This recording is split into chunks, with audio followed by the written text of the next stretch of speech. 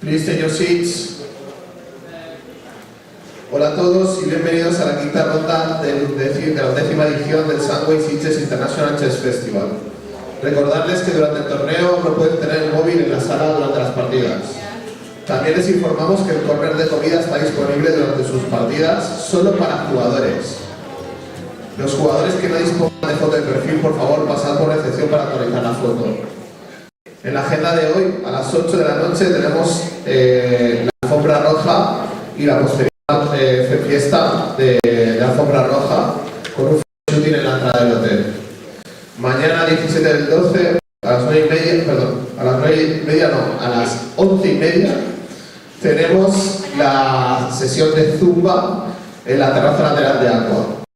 A las 4, la conferencia a cargo del GM Vasily Ivanchuk. A las 5:30 el torneo de Blitz y a las 10:30 el torneo de ping pong. También recordarles que tenemos a su disposición la app descargable también como en Android del torneo. Hello everyone and welcome to the 5th round of the 11th Sunway Sitges International Chess Festival. Please remember that the mobile devices are not allowed during your games. Also, food and drinks is exclusive for players during your games. We don't provide glasses or recipients for the fountains, the water fountains. And lastly, the players without photo profile, please ask to come to reception desk for offer you the photo profile. Tonight at 8 o'clock we have the red carpet photo shooting after the party of red carpet. And tomorrow at 9:30 and 11:30 we have the Zumba party in terraza lateral de Aqua. At 4 o'clock the conference by GM Vasily Ivanchuk in Pyrenees, and at 5:30 the Blitz tournament, and finally at 10:30 in the evening we have the ping pong tournament. As a reminder for you, please download the chess Sunway Chess app on Android and Apple for follow the schedules and pairings. I'm going to give the voice to the main arbiter, Bruno Andrade, and today we're with Mr. Alejandro Guia is the responsible of the Gremio de Hostelería in Sitges, okay? And he will ring the bell. I give the voice to the main arbiter. Good afternoon, everyone. Just to remember you, here in this tournament we are using the Sofia rules, so the draws are not allowed before the move number 30. Atención a todos, solamente quiero recordaros que en este torneo se aplica la regla de Sofia, así que no pueden hacer las tablas antes del movimiento 30. Gracias.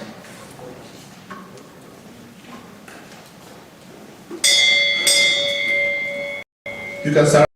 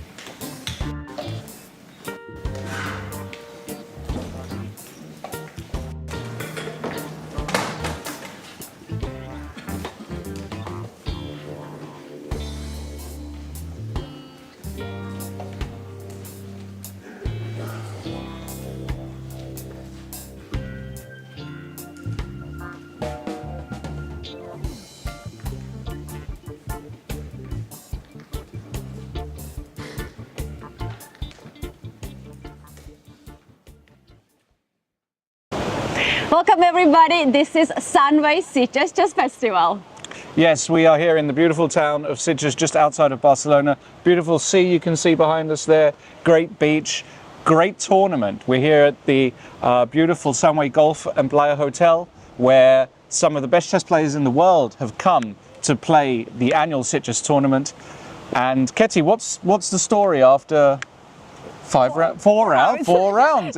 Today's round 5. So after 4 rounds we have 3 people only with 100% scores, and they're gonna fight against each other today, and maybe in the end of the round 5 we're gonna have only one sole leader. Maybe only one sole leader, but remember, it's just the halfway point of this tournament. There's plenty more chess, lots of drama to come. We've already seen a number of upsets, a number of big results. There'll be plenty more in the next few rounds. So make sure you come and join me and Ketty, 4:30 every day on the Sunway official chess website and streaming platform. See you there. See you guys soon. Attention chess lovers around the world. Are you ready to take on the challenge? Come to the Sunway Sitges Chess Festival from December 12th to the 22nd, right in the heart of the Mediterranean. With a prize pool of €27,155. It's your chance to play among the best and take your game to the next level. Experience the charm of Sitges, a town known for its coastal beauty, historic architecture, and vibrant atmosphere.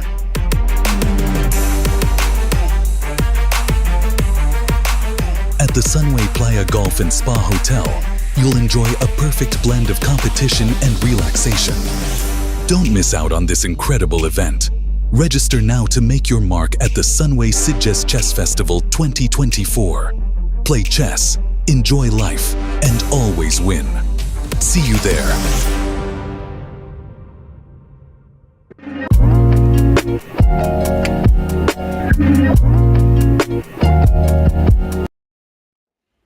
Hello everybody and welcome at the Sunway Sitges Chess Festival. Here in the studio we are Ketty and Lawrence in the round 5, and we have this beautiful view here in the city, Sitges, Spain, and also quite beautiful view on the other side. As you can see, all the players are ready to start next round. Lawrence, how do you feel today?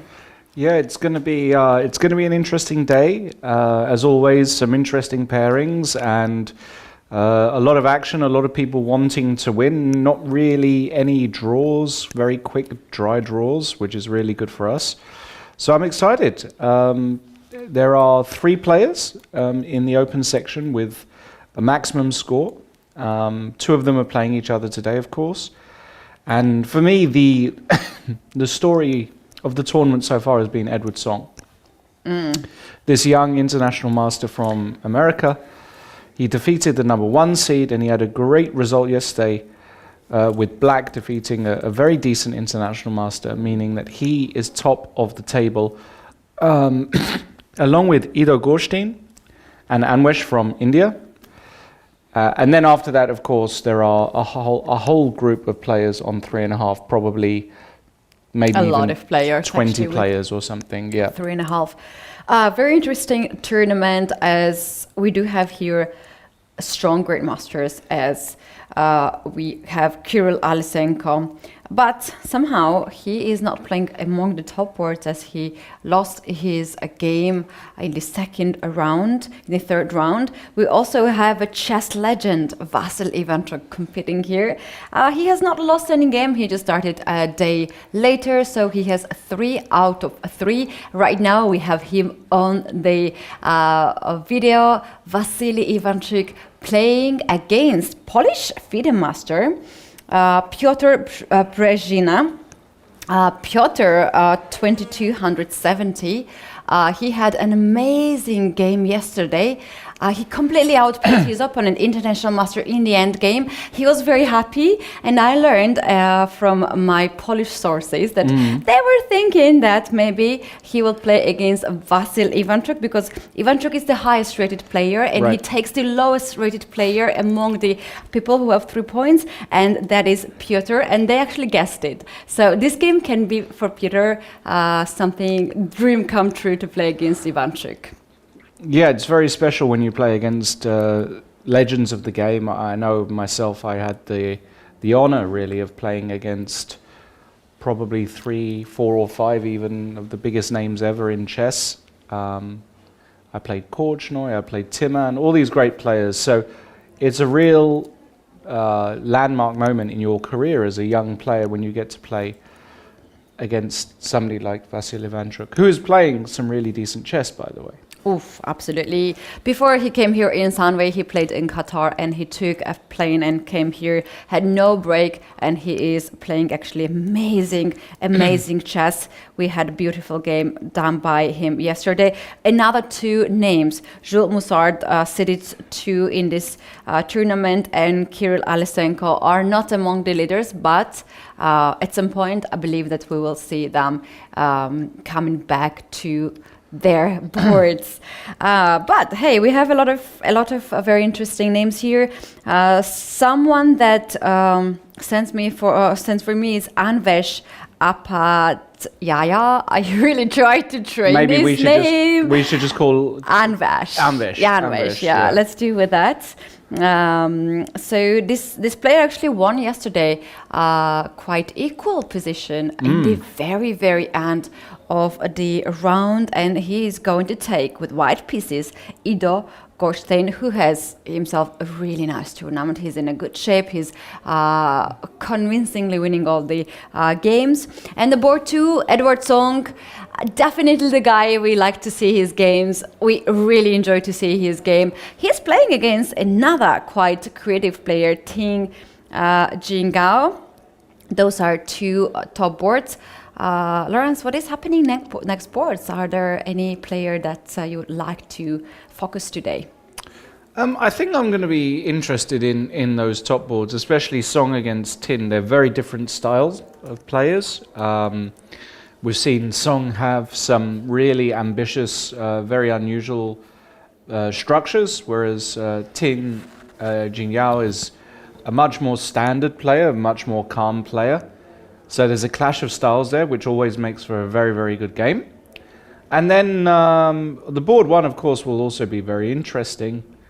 But a lot of these games will be fascinating to watch. Marc-André Marizzi, you can see him there playing against his countryman, Thibaut Dodognon.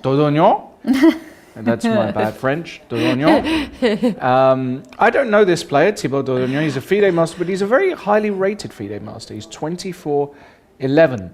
So he's actually more international master level strength. And of course, the fact that he already is at the top of this tournament shows that he's a good player.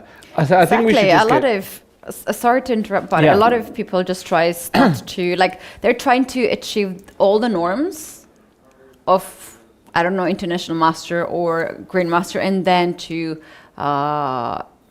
get the norm, because a lot of people are just very ambitious, They're FIDE masters, but they don't care about other titles. They want to get the grandmaster title, and they are just collecting the norms. Myself also, I don't really know much about him, but he's 27 years old, from France, and as we mentioned, he is a FIDE master. There's not much of the information about him, but perhaps we will know much more about his style of play. We do also have the streamers corner in this playing venue, and in fact we have a lot of playing venues. This one you guys can see, this is top boards and the VIP boards. This is on the 5th floor, and the players have an amazing view. Looks like they are playing on the boat or on a ferry, because they can see the ocean from the windows. And there is also the room for the streamers. Yes. 4 streamers in this tournament. They are transmitting their games on their own platforms, and their followers have an opportunity to, support them from their channels. Besides that, we also have 2 other rooms on this 1st floor. So that means that a lot of people are just joining here every year and playing chess. should we go with Yeah, the chess let's part? get straight into the Should we games. analyze the games? We've got a lot of action on board one already, which is really good. We have a queen's pawn opening that is now a queen's gambit, which is then a Slav. So it goes from a Nimzo to a queen's gambit decline to a Slav. C6, bishop g5, h6. Yeah, this is the normal treatment. You kick the bishop, and now white has got a choice. Do you take on f6 or do you go bishop to h4? Bishop to h4 is much more ambitious. Taking on f6 is perfectly fine with e3, but results have shown that black is very solid and doing well. So white goes for the ambitious move, bishop h4, and now d takes c4. Black grabs the pawn, e4 and g5, bishop g3 and b5, the so-called anti-Botvinnik. The reason it's called the anti-Botvinnik is because you can do this straight away. But in this line, there is a small difference, which is that after g5, white can take this pawn on g5, which is a completely different kettle of fish. You don't lose a piece because the pin is very, very good thereafter. So this is very playable and very very well discussed in theoretical terms. This particular line has got a bit more life to it. There are a few more unexplored avenues. White played bishop e2, which is the main move. Bishop b7, and now the move e5. I think this move, however, is slightly strange to go e5 here. I think this move probably is not the right move. I say the right move. It's not the most played move here. That much I know. Not the most played move. The most played move here in this position is h4 to strike right away to g5 pawn. If black plays g4, then you would like to jump knight on e5 and reserve this square for the knight, attack the pawn on g4, and after h5 to guard this one, you just castle with the idea to play f3 next move, and you have a beautiful play on the king side. And a lot of games has been played there. e5 is not the main line, as you mentioned. It's played online, but yeah, not very common move. And here black has two main choices, either to go knight to d5 and try to centralize the knight, or you can go also knight to h5 to go after the dark square bishop. Yeah, I don't know this move e5 that well, and the fact that he's kind of played this quite quickly tells me he's probably got some idea here. You don't normally play such a committal move without having an idea, so I think e5 certainly will have some ideas, which is good. So we'll see. That game could get very, very exciting. I can very quickly show the line that I have seen. So if knight goes on d5, now white can try to play something like a4 to annoy the queen side, a6, takes on d5. Wow. Okay. Takes on d5. Pawn takes on d5, and you can also castle. Okay. And the idea is that after, let's say, bishop e7, you can play something like knight g1, and you want to play knight f4. e1? Yes, you want to play f4 next move, and to play on the king side. That has played in the game. I have the access to the game, and it has been actually this has been white's played? victory. Yeah, this has been played. This is all on the board as we speak? It is on the board? No, that's a question. This is no. This is the game that has played earlier. Oh, it's been played already. I see. Another game. Okay. I think it's unlikely we get that. That looked like a very strange sequence of moves. Taking on d5. I mean, that almost never happens. Let's see. I mean, I really don't know. I've got no idea what Anvesh has got up his sleeve. Edward Song against Jingyao Tin. Now, this game here, let's see how it started. It started with e4, c6, and Caro-Kann, knight f3, d5, and knight c3, the two knights. Bishop g4, the main line, and you kick the bishop, and a trade. This has been seen plenty of times. You can go back with the bishop. Things get a little bit more sharp, though, because white can take, give a check, and actually go g4. Oops. With knight e5. This kind of stuff gets a little bit more rowdy.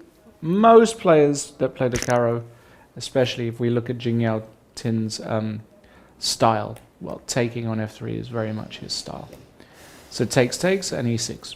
And we reach the starting position, really, of the two knights main line. And bishop e2. This is the modern way of treating this position. Before, white used to play d3 a lot. But bishop e2 grew in popularity. The point being that after knight f6, white castles. And then when black plays something else here, I don't know, let's say a move like bishop e7, a lot of the time actually white wants to try and involve this rook on d1 somehow, maybe go d4 and rook d1. You've got the two bishops, a bit more space, it's slightly more pleasant, but of course black is very, very solid. But we see that Tin played the move bishop c5, castles, and knight to e7, and now we see Edward Song already knight e4 knight hitting a4. the bishop. Hitting the bishop Yeah, on hitting the c5. bishop. That's actually very interesting because I really don't like this knight to be in the edge of the board. Yeah, it's interesting. It's got a direct threat, right? You're threatening the bishop. You're trying to get rid of this bishop. So there has to be, I mean, okay, what he's saying is basically probably black has only got one move here, which is bishop d6. The move bishop e4 looks dangerous to me because I think now maybe you can go queen b3. Right. And then you're going to play a3, target this bishop, and the b7 pawn is going to hang. So bishop d6 was, of course, played, and d4. So this is Edward Song's idea. I quite like it. He gets in d4. There was a trade, d4, queen e4. And this is the position on the board. Looks like a very, very standard position to me. I would take white all day, because I've only ever played this really from the white side. But it looks kind of nice, right? I guess black will go knight d7 in this position to put the knight on f6. But yeah, the position is not.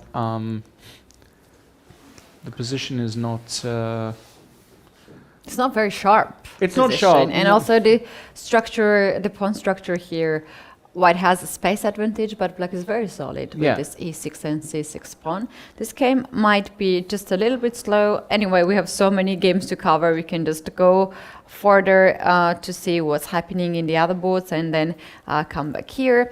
Moving forward to the third board, we have Maritzi, yeah. two French players. They actually started with Sicilian. Bishop e5 check.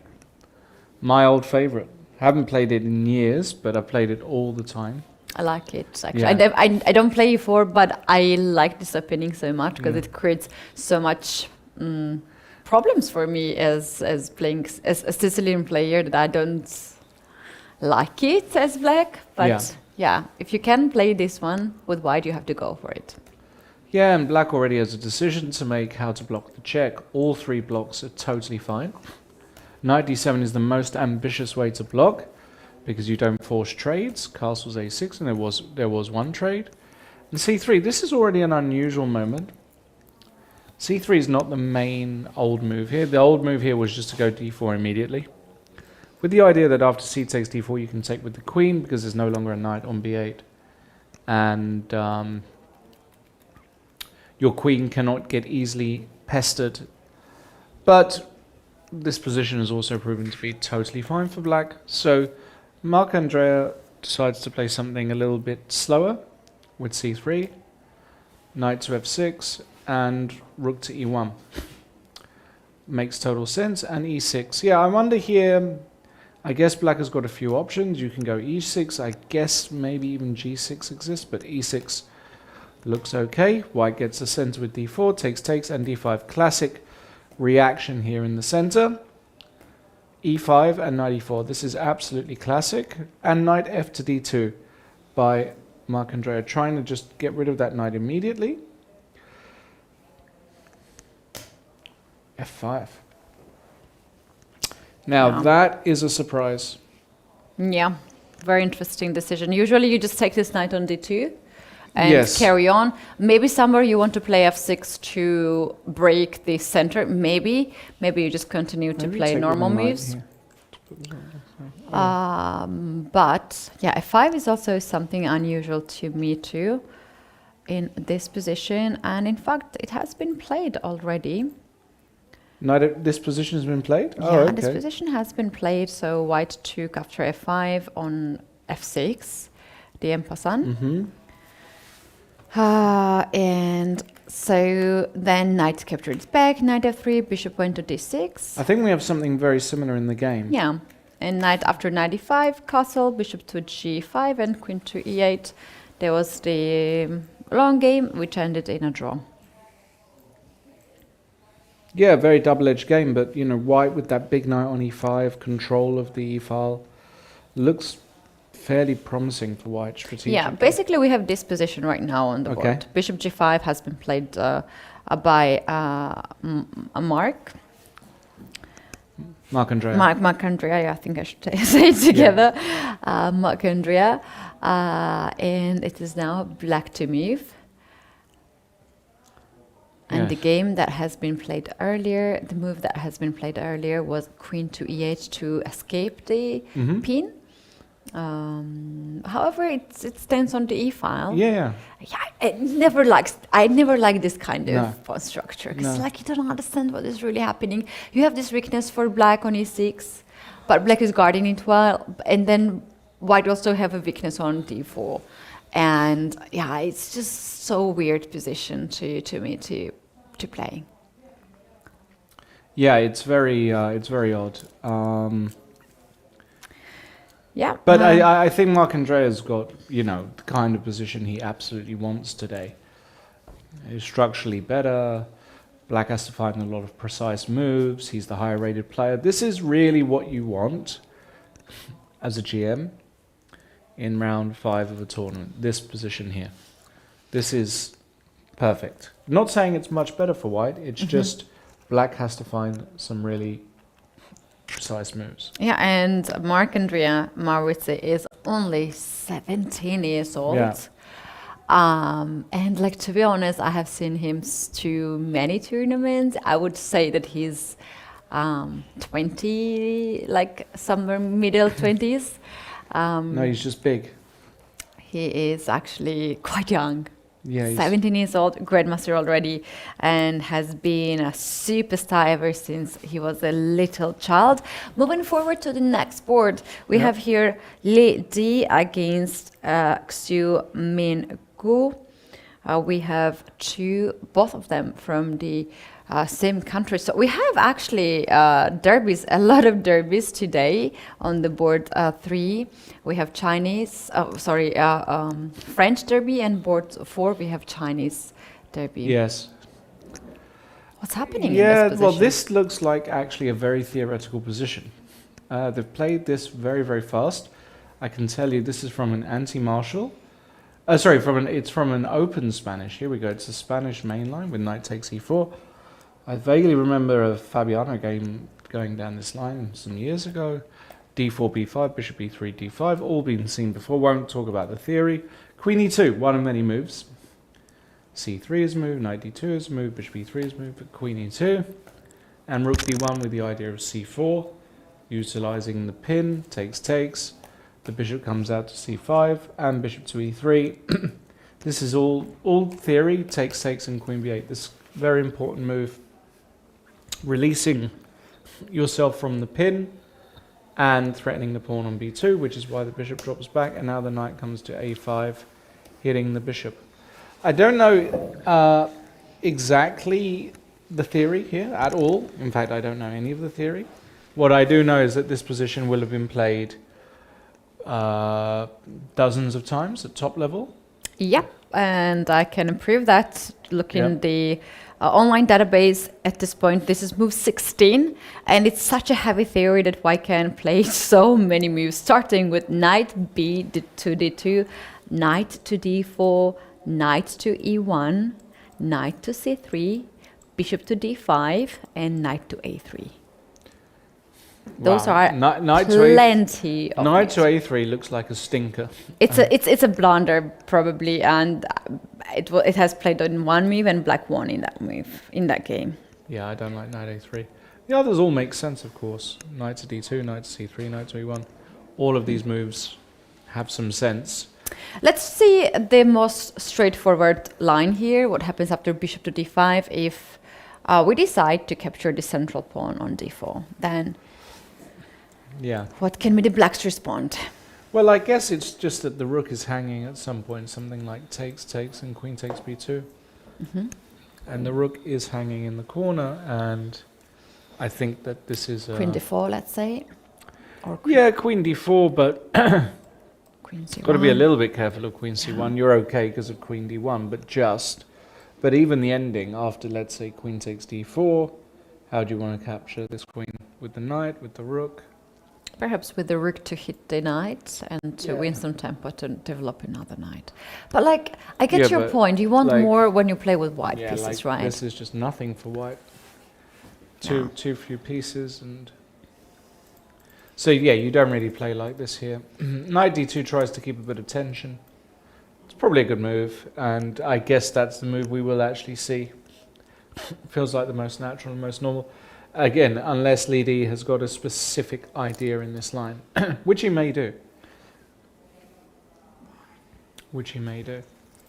Okay, we move on. Let's move on to another game. Somehow I have a feeling that we have today a bit slow games, like players are trying not to risk too much.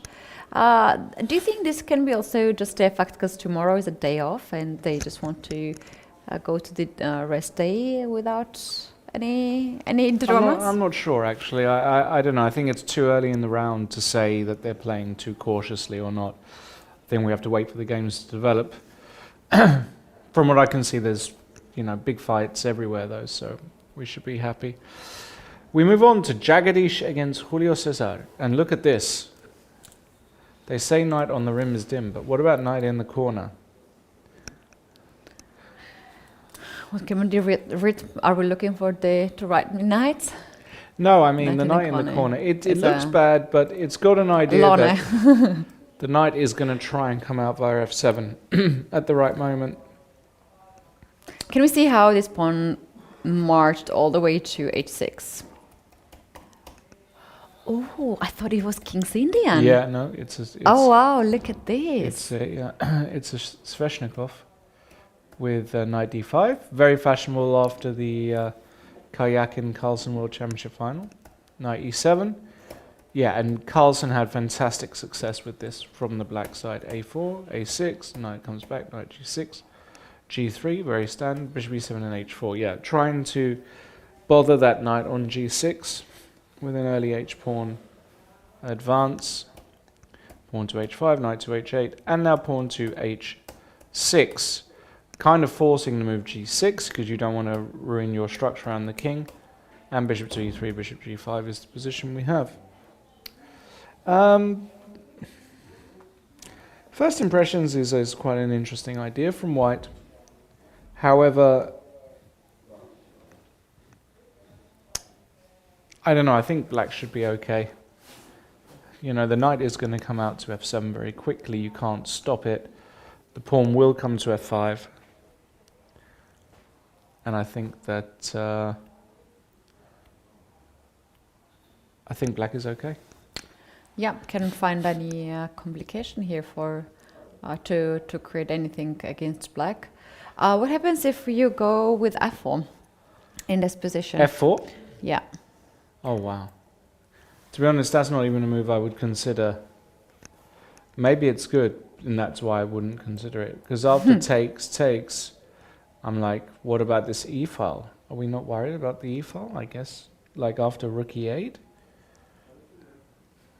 It's funny because here the engine suggestion is to play somewhere king to d2. King Which is d2? super crazy. Not direct, not exactly here, but like after taking on f4, bishop h4 check, and Yeah. you go king to d2, and Well, that it makes gives sense. white advantage already. Not big one, but good enough to fight. And after king to d2, Then you bishop to f5, let's say, some developing move, queen to f3. Yeah. And basically here, the engine claims that white is so much better in this position. Maybe bishop d3, rook a to g1, to push f5 next move. Yes. Oof, I would never do that, king to d2. It Well, you looks have to when scary you get me. checked. That's the problem. When you get checked, you actually have to. Yeah, but I would be worried to play f4 here in this position. Yeah, I But just... it's the best move actually here. I would give it a 0% chance he plays f4. See, it's so unhuman to play this move to open up your king when it's in the middle. Exactly. A much more human move here is just to go queen d2, force the trade, and then work out what are you doing against f5 next. Maybe just castle or something. But it's... My bishop isn't really got work. It's a little bit annoying, this position, actually. What's going to happen also if white decides to go to the endgame? Let's say bishop takes g5 and queen to d2. Bishop takes g5 and queen to d2. Who stands better in the endgame? Like queen takes d2, king takes d2? Well, it all revolves around this f5 move, right? Because that allows the knight to come out. My bishop on f1 is really struggling for kind of work. I don't see where that bishop should be, what it should be doing. Black has got a very easy game. Bishop d7, rook c8, knight f7. Maybe even bring the king in. My pawn on h6 I'm going to have to defend forever. And, you know, I think I might even take black here in a game. Because I just don't see what white is doing, to be honest, in this position. I just don't see it. I just don't see it. Yeah, something like a5 perhaps? With Yeah. either knight a4, knight Yeah. b6. Bishop d7, probably. When you go knight a4, I'll be very interested in taking it. I don't know if I will, but I've got the option. Shall we do b4, b5 here in this position? Again, I think we're going down the rabbit hole quite hard here because there's a lot of things that could happen in between. But I don't believe that white is genuinely but much better here. So what do you think after bishop g5? What I think he'll will go- be white's choice? I think he'll go queen d2. Queen d2. Yeah, I think he'll go queen d2. But I don't know because, you know, when you're fully concentrated on one game, you can also make different decisions, right? So I have no idea, actually. To be honest, I just have no idea what's going to happen. And like, look at this situation on the camera. It feels like black is so focused and it's black's move, but I haven't received any move.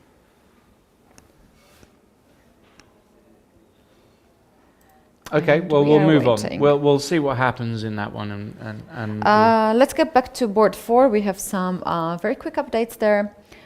Seems like they decided to trade the pieces. So 95, knight 94. And we have c5, white took the bishop, f3 hitting the knight. We have two good moves played by white. c4, and you take the knight on e4, and then you take the bishop on b3. White took the pawn on d5. This is currently the position. They're playing very fast. This is move 20 already, and they blitzed out all these moves. yeah, modern chess. Both of these players have seen this position already. Probably been some high-level games, some correspondence games. The bar is showing us it's kind of equal. Right. So this just looks like one of those positions where it looks just very, very level and reasonable, and probably some long computer line is showing a drawish ending somehow. Yeah, very, very strange line actually. Black, the most played move here is pawn takes a2. Rook takes a2, knight c4, hitting the queen. Queen goes to d4. Queen b3, attacking the rook on a1. You play knight to c3. Yeah, both rooks are under attack. Knight c3, and here in this position, the move that has been played is rook to c8. Rook f to c8. Rook 8 to c8. Sorry. rook 8 to c8. Yeah. Yeah, I was going to say this rook is useful here. Yeah. But like my question is, what happens after d6? Because like I would be so scared to play the position when I know that my opponent has a pawn on d6. You can take on b2, hitting the rook and hitting the knight. And that looks... Well, I mean, that looks reasonable. There's all kinds of tactics, yeah, because then if you move the rook, I can actually think about taking, right? And then your other rook is hanging. So you have to be very careful here with white. Very, very careful. So we'll see. Plenty of game left there, if it's not already analyzed to the end. I agree with that. Moving forward to next board, here we have board 6. Sava Vetohin against Max Haas. Yeah, this position we're not going to spend too much time on. We had something similar in a game yesterday. It's kind of, it could have come from a London, it could have come from a Slav. I don't know where it's come from. We'll flick through it really quickly. So Queen's Gambit exchange. And again, I haven't really got stopped at any moment there to discuss the details, but this is a position we find ourselves in where, typical kind of structure for these openings. Black has spent a few more tempi than normal. He's still lagging behind in development of his queen side, which could mean something later on down the line. But should be okay for black. Should be okay. Okay. Board 7 is very, very interesting. We have Soforoni against Ilampati.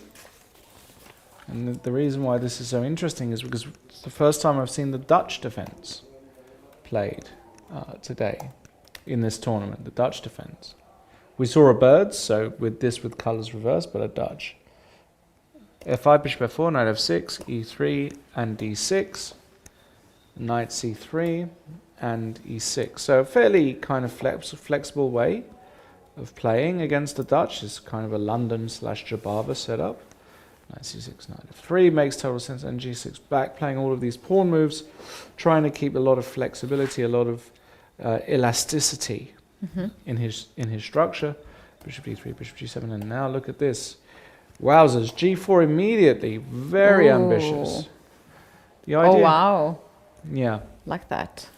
The idea is that if you take twice, white has got this very important tactic, rook takes h7, which effectively wins the game because g6 is hanging, and after takes, you win the rook back, the black king is exposed, and you've won an extra pawn in the process. So this is something that you have to be careful of, which is why black played queen e7. And it's over to white. So it's white's move here.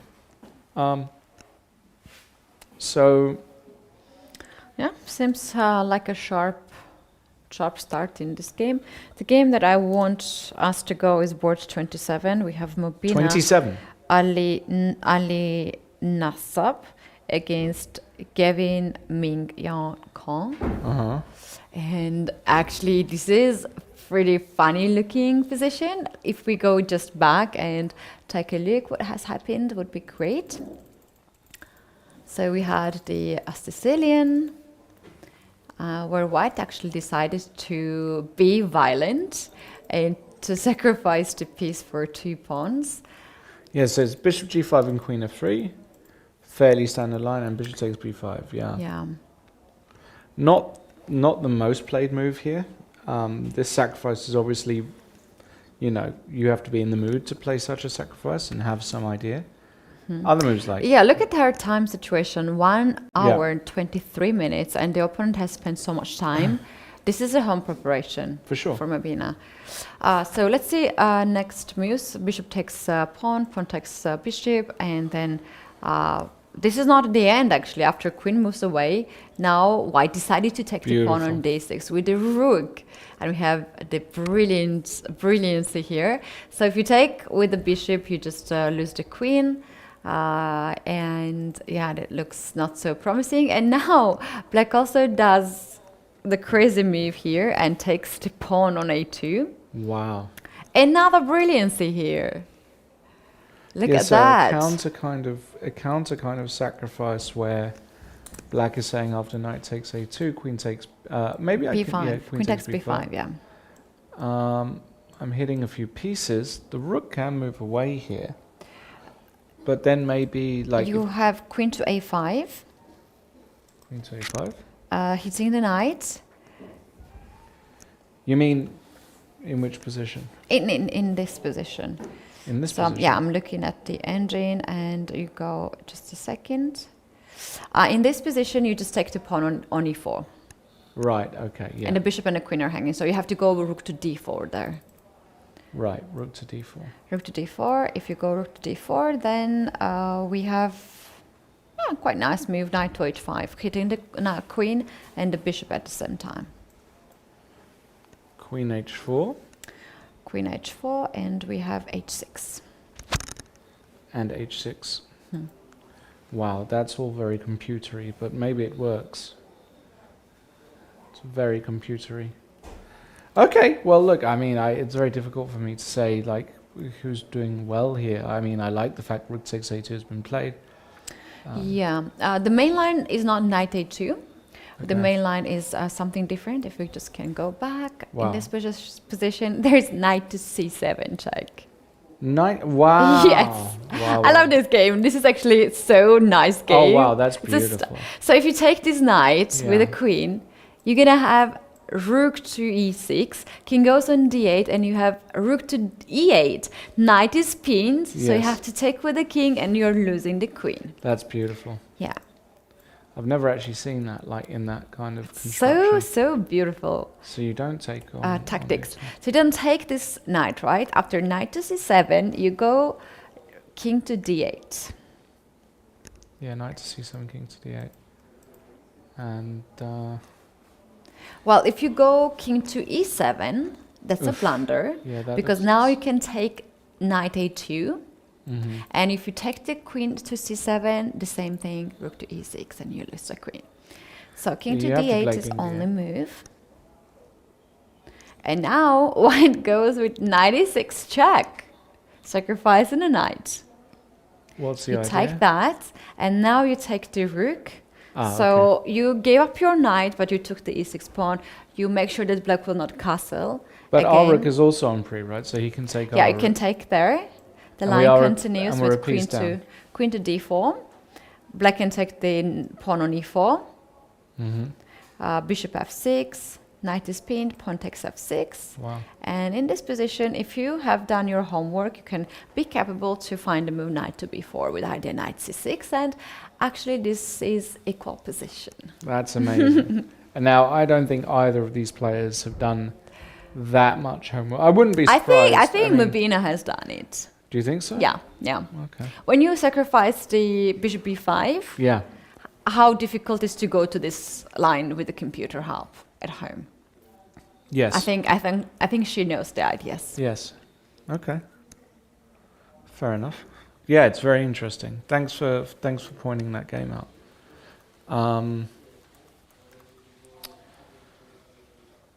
All right. Any major news? Board one. Board one, we have some moves. Yeah, we have some moves here. Yeah, we have some moves. And So after e5, we had knight to d5. yeah, knight d to e4. Yeah, knight d2 has been decided. Queen there, and knight to e4. This kind of positions, like to me, looks like checkers. Too many pieces in the center. Castle's queenside. Look at that, Castle's Ido queenside. Goshtin. Castling on the long side. Love this move, actually, by him.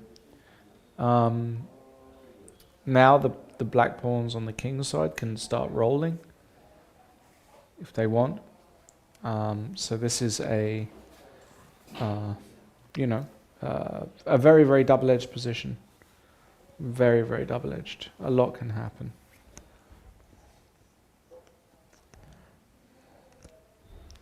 Okay, we move on, and We carry on to the next game, just looking if we have something exciting already. And oh, we do have very exciting Okay. game. Jules Moussart. okay, yeah, Here we have a second-seeded player from France. He's playing today on board 13 against Alejandro Dominguez Nunes, FIDE master Nunes. from Spain, and they have quite nice position. Maybe we can see what happened from the beginning. Because look at the time situation. It's not very often that Jules has less time than his opponent. He Right. likes to play very fast. We had a Sicilian time Manov. We've seen this a few times already this tournament. Bishop e3, a6, and bishop d3. This is a much more old school line. Knight f6 castles in 95. I used to play this a lot. h3, b5, and f4. All very standard, well known. Knight c4. You can take on d3 here as black, of course. But white's going to claim that you strengthen the center and allow the rook to come to the c file very quickly. So, knight c4, he took anyway, and queen d3, offering a queen trade. Very interesting.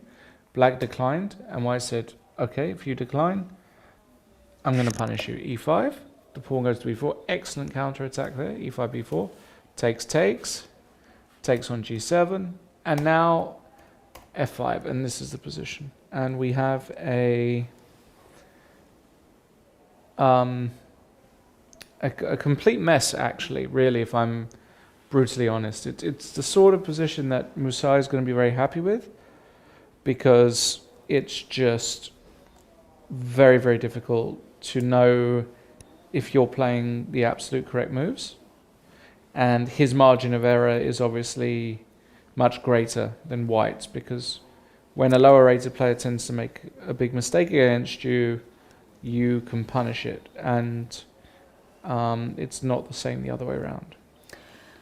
How about the king in the center for Jules? Maybe like he's spending a lot of time. He worries something about in his position. Do you think he will castle here short side and allow f6 happening? Yeah, so he's got to be careful about that. Obviously, castles in f6 looks very dangerous. It looks winning actually, because after bishop h8, you just go bishop f4 and swing the queen over to g3. So that actually just doesn't work. Yeah, that's no good. A castle is not possible, but he has to make a move here, right? He has to. Is it f6 threat here? Possibly, yeah. f6 might be a threat here. So it's not a straightforward position for Jules either. And as I say, I don't even know the objective evaluation of such a position.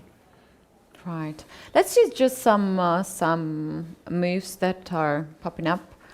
C takes b2 for sure is the move. C takes b2. Consider rook to b1, perhaps. Rook to b1, rook to e1. Rook e1 also a possibility. Let's say here. Yeah. And something is happening here. It's quite difficult, right, to navigate in this position if you've stayed for the first time. I'm not sure what's going on here. I would take white because I think it's easier to play with white. And Jules has to be careful, you know. He already had a small accident in round 2. He doesn't want to lose today against a 23-20 rated player. That would be talking about his opponent, I just met him, Alejandro, yesterday, and it's actually a very interesting story that he is a twin brother of international master. Oh, right. They're identical twin brothers. Right, okay. And he was telling us some funny stories that happened at a chess tournament. And basically it's funny because he said that every time we played against each other, even though his brother is international master and he's a FIDE master, they always end up with a draw. Ah, there you go. So they have very, very strong connection. A lot of brothers and sisters, when they do play in tournaments, they do agree a draw, right? If you look at the Muzicuk sisters. Yeah. But there are some sisters that do fight, I think. Maybe some brothers that fight. Brothers certainly, but I think there are now some sisters. But there are so few instances of two sisters that both became grandmasters and even world champion and whatever. Polgar Right. sisters and the Muzicek sisters, right? Polgar sisters, Muzicek sisters. There's probably one other group of sisters. Kostynik sisters are also chess players, Yes. but the sister of Alexandra is not a woman grandmaster or Yeah. grandmaster. There are probably some other examples. Anyway, it's very interesting as a talking point. Yeah, it could be so much fun to play as a little child when you have your twin brother next Yeah. to you. You can just, mess Absolutely. up a little bit the things. This game is very interesting. I don't know, this time situation worries me somehow. Maybe he's in some No. calculation. Actually, in Plenty of time. this situation after rook to e1, the engine says you play bishop to b7, and you have a slightly better situation here. Let's say f6. Bishop can go back to f8 and try to develop this bishop somewhere on c5 or on b4. You can play next rook to g8. Can I play this move? That's a fancy move. Maybe just rook g8. Yeah, rook g8 is a good resource. And the point is that, if I go knight g7 check, it's very unusual. You can probably just take it all. Sure, I've got some dark square compensation, but whether it's enough or not, I really don't know. They made a move. Let's check it out. What is the move that Jules has already played?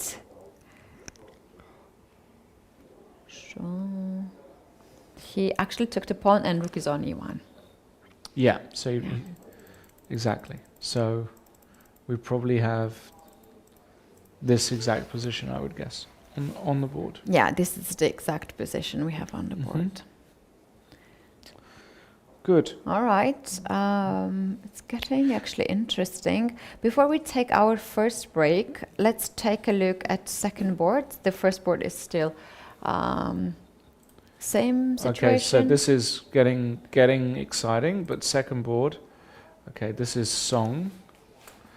Also not very exciting, very, very solid from Jing Yaotin. What is White supposed to be doing here, Edward Song? Looks very difficult to make something work. Shall we do something like bishop to h6 to stop like castling on the short side? Yeah, I like that move. Bishop h6. I like that. So knight to d7.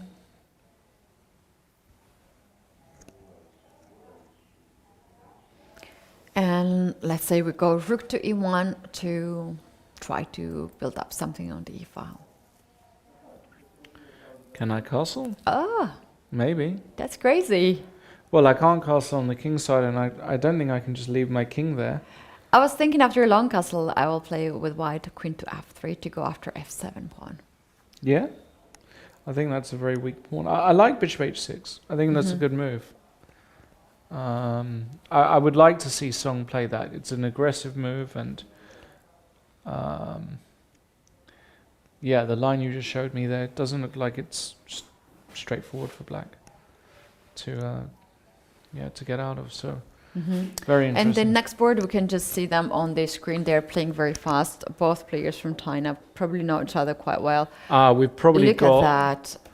Yeah, we've got one of these. I mean, they're playing so fast that, unfortunately, I hate to break it to you guys, that this position has been known to both of these players. I'm not saying that they agreed to get here. I'm not saying that. I'm saying that they both know it. And we have a stone drawn ending. It's going to go something like e6, d5, queen d4, queen c4. And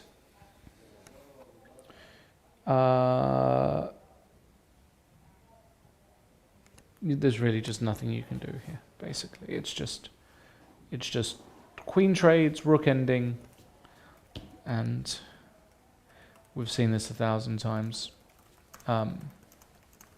This kind of rook ending is just an easy draw. So that will end in a draw, that one there. All right, I think now is actually a good time for a break. So we're gonna go for our first break. Of course, we're still in. Yeah, we have a sunset actually. We have a sunset. And yeah, I repeated. I said that yesterday, and will repeat today to you. My favorite thing about this tournament is that we have a time to enjoy our day, our sunny day, especially in the cold December. We can still have a beautiful walk on the seaside, and then by the time sun goes down, the players and also us, we can focus on work. You guys don't go anywhere because all the actions will hit up in the round 5 at Sunway Sitges Chess Festival, and we'll be back shortly in about 10 minutes. See you. Thank you.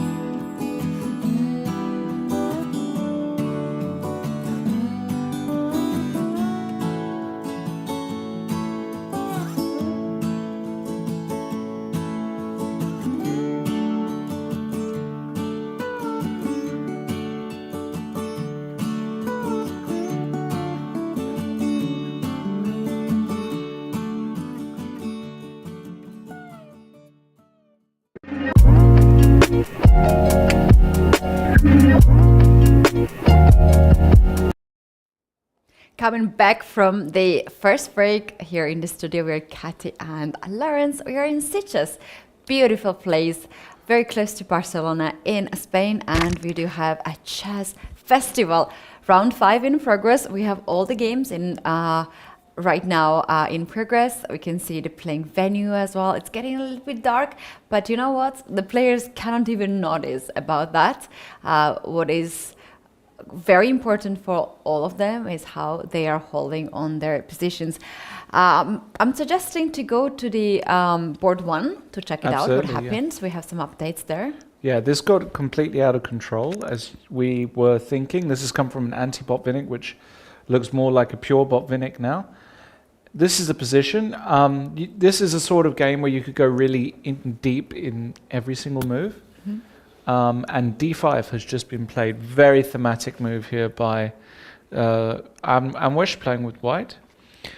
You know, it's very difficult to say what's going on here. If you just look at this position, it's very difficult to know who's better or not. But one thing's for sure is that in a normal Botvinnik,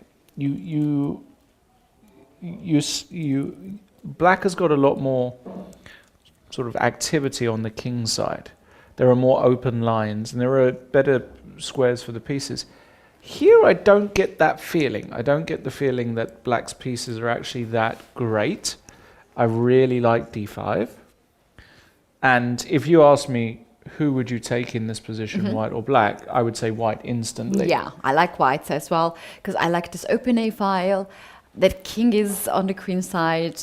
You have some opportunities to find some like nasty sacrifices, something like rook c1, knight b5, bishop c4, or maybe b3 somewhere. You have a beautiful center as well. And somehow I don't see any plan from black side. Black needs some time here to start the king side attack with bishop e7, h5, h4, and still there's not too many pieces on the king side for black, right? So white's plan is pretty much clear. Well, it still needs some. I mean, black's. I don't think black can do that because after bishop e7, I think you can just go d6, and the bishop will probably have to go back to f8. So I don't think. I think black wants to put the bishop on g7 if anywhere. Do you do it now? Does this move make sense? I guess it makes some sense to attack the e5 pawn. But these are typically you don't start worrying about. I mean, this is not a position where we start worrying about pawns. Also, you've got to be careful of some 94, 95, 94, 96 jumps. Oof. There are ideas of going b3 mm-hmm. here as white. Yeah, b3 is actually the most dangerous move here. Because after taking on e5, let's say knight takes c5, you can take on c4. Yeah. And after b4, you have this move, queen to e3. Wow, okay. Which is suggested by the engine. Yeah. So basically, if you take on c3, yeah. I will take the bishop e5, yeah. bishop e5, queen e5, and I have rook to f to b1 coming next. Yeah, it looks horrible. I have a beautiful position, bishop g4, queen c3 is hanging. These open lines against the king, that's what it's all about. When you've got kings castled on opposite sides of the board, the important thing to remember is, have you got a quick attack? And here there is no attack for black and there is a full attack for white. So I would look at this position. If you showed me just this position, yeah. I would just assume it's winning for white. Yeah, exactly. Look, it's very beautiful. I wonder what happens if black reacts to capture the pawn on d5. Then what will be the situation? Pawn takes d5. I guess we take. Takes. Now the queen is hanging. Obviously, we don't want to give up the light square bishop. Then it will just weaken the queen side so badly. So yeah, it's so difficult to believe that black can find any resource there. So after knight d5, queen, let's say, goes on c6 or on e6. Queen c6, bishop f3 looks very... Perhaps queen e6. Yeah, queen e6, okay. Now, the key move is here required. Not totally straightforward what white's best move is in this exact position. How about bishop to f3. Yeah, and then my question was, what are we doing against knight takes e5? Are we just going to take it, right? We can just take it, can we? We can take it. Knight b6 check. King c7 and c7. queen a5. Beautiful. Knight c4 is a threat. Knight d5 is another trap. Any check there would work. That looks very strong. So knight d5, queen e6, bishop f3 is probably what white is planning. And, Ido Gorshtein playing with black here, you're not happy. Like He's not happy. Look at his posture as well, right? Yeah, I mean, you realize that you've got a worse version of a Botvinnik where you don't have even close to the same sort of counterplay. Exactly. Well, I was wondering what is the best solution here, and then says go for h5 without developing the bishop right away. You even drop a guy on g5. Yeah, and let's see what happens after queen takes g5, how bad it can be. In this case, this is actually funny. You can give another pawn, h4, bishop takes h4, and bishop h6. Wow, that's very tough to play. Queen goes on g3 and rook to g8, and you have you do have two open lines. Some that's true. kind of counterplay, but still white can have the advantage in that position. I don't think white would take. Yeah, it doesn't look like the pawn to be h4 captured. might be the move here. h4 is the best move there. Yeah. After h5. So basically, if you take this pawn, g takes h4, bishop h4, somehow your kingside attack is stopped. The same happens after g4, so h4 is a key point there. Yeah, and if white finds this move after h5, white will claim Well, it's very findable. advantage. It's right, because black's threatening h4. So this move is just screaming out to be played. I'm going to say it now. I know we're early in the stream. Say it. I'm saying 1-0. I'm saying Anwesh has got a dream position against Gorshtein with white, and he's got half an hour extra on the clock, and he's Indian, and he is... He's Indian. He's Indian, so he has to be good. Description is Indian, is extra point, you get extra Bishop g7 was played. Bishop g7 has played. Yeah, and now we're going to get precisely what I thought. This move b3, this is so thematic. This is so nice, this move. You are just trying to break this wall of pawns, and I would be shaking in my boots as black here.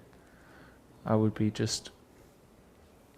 What is another move, if not b3, if white is not finding this move? White finds this move. Trust me, white finds. This move is an insta move in all of these structures. Other moves are a bit more difficult, right? Because it's difficult to defend the pawn on e5. You don't want to just allow knight takes e5 for nothing. If you play queen e3, then you drop the pawn on d5, and look at the pawn's chain there. Yeah, it's very beautiful.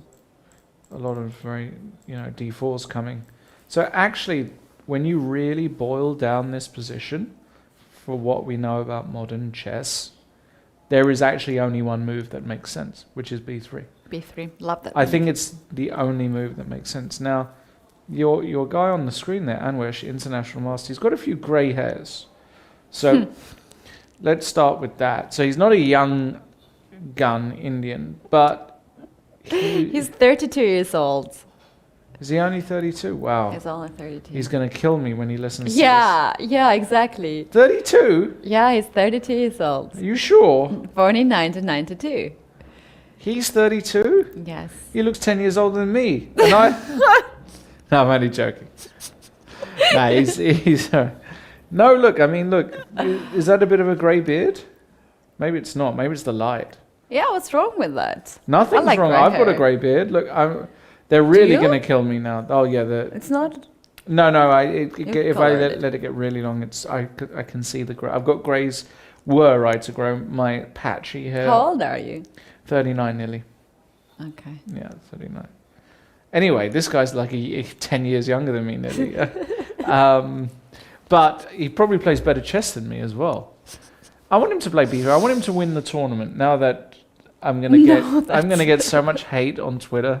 I can just feel the direct messages coming in from the continent. But it's okay. He's doing a great job, actually. Is that grey hair or not? I'm just sorry. I thought he was older. 32. Come on. You're telling me he looks 32? He looks older than 32, right? I'm 32. But does he look older than 32? I barely see him. Like, we have a half head. I would have said let's I would have given him another 10 years. No. Yeah. Yeah, I don't know. Yeah. Anyway, he's a great chess player, and that's all that matters. But also, like, look at Gukesh. He looks much older than he is. Yeah, exactly. That's what I'm not saying it as it's not an insult. I'm just saying I just thought he was older. Yeah, he looks older, but he looks good. Yeah, he looks great. That's he your looks point. great. Yeah. In fact, Gukesh Yeah. played in Sunway Sitges Chess Festival back in 2018, and he got the first prize under 12th category. Right. Okay. Yeah. Wow. In another tournament, the first Formentera Chess Festival, which is kind of like a family like the same group of tournament, he won the first edition. There you go. And I remember that we have this tradition of jumping in the swimming pool if you're the winner, That's and right. they're doing it every year, and then they're throwing all the chess players in the swimming pool, and I love that tradition. That's I very really, cool. really love it. So yeah. Gukesh here. Today I was just walking by, and there were a lot of little kids running to the playing venue, and I was thinking like, oh my God, maybe one of these guys will be the world champion in like 10 years. Well, they're only and we will not even know that they were here at that I think we're going to point. get a world champion that's 15 or 16 years old. That's my prediction. Yes, Yeah. as young as it. Yeah, I think we're going to get one. I don't know when, in maybe the next 5 to 10 years, but we're going to get a superstar genius who wins the candidates randomly, right? But does it even younger and is going to beat Gukesh's incredible record. Maybe not though, because his record is a lot of things have to work for you to qualify. Exactly. It's not so easy. Maybe his record will stand for a while. 18 years old. 18 years old, 18 world champion. Did you see the videos today of him coming back to Chennai? Oh, I have not seen. I have seen him jumping from the. The bungee jump. Yeah, bungee jump. I saw that. That was very I cool. have to see the. Yeah, I mean, he's now video. basically he's the hottest thing in Chennai right now, and Vishy Anand still lives there, so yeah, quite impressive. 2 stars for tonight to Superstar. handle superstars. It is a dream for any person to have this. Ambassador of a sport in your own country. I would be so proud if there is a Georgian person. And somehow sport can put people together, right? When you support one person or a team, you can just... But wait, I you love had a Georgian world champion. 2 of them. 2, yeah. Yeah, And but I don't know. I was not born when they were yeah, champions. that's true. So I don't know how that really feels. But Georgia has not produced a serious elite player for a long time, right? Apart from Badur. Badur, yeah, unfortunately. Right. Yeah. You've got a load of really good players, but elite. I don't think there's been a Georgian player. Okay. That's true. Well, we move on. Let's go to this move on. position here. Board 3. Marc-Andrea Maurizi against Thibaut Dudon. I better find out how you actually say that. Dudon. Thibaut playing black. And Marc-Andrea, well, we've got a very interesting position strategically speaking. Because black has got this backward pawns on e6, d5, and there's been a trade with dark square bishops, so all of the black dark squares are extremely weak. And white is able to occupy those squares with pieces.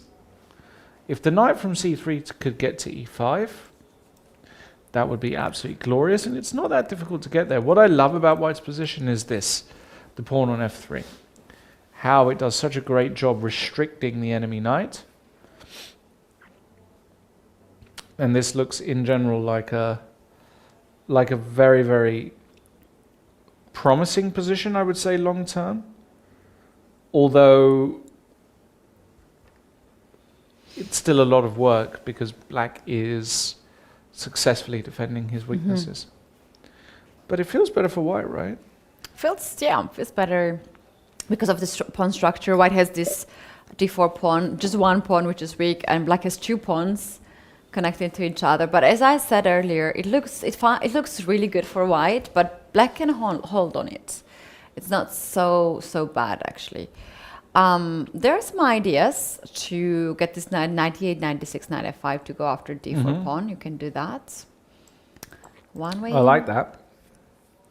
So basically, you don't really touch this bishop d7. No.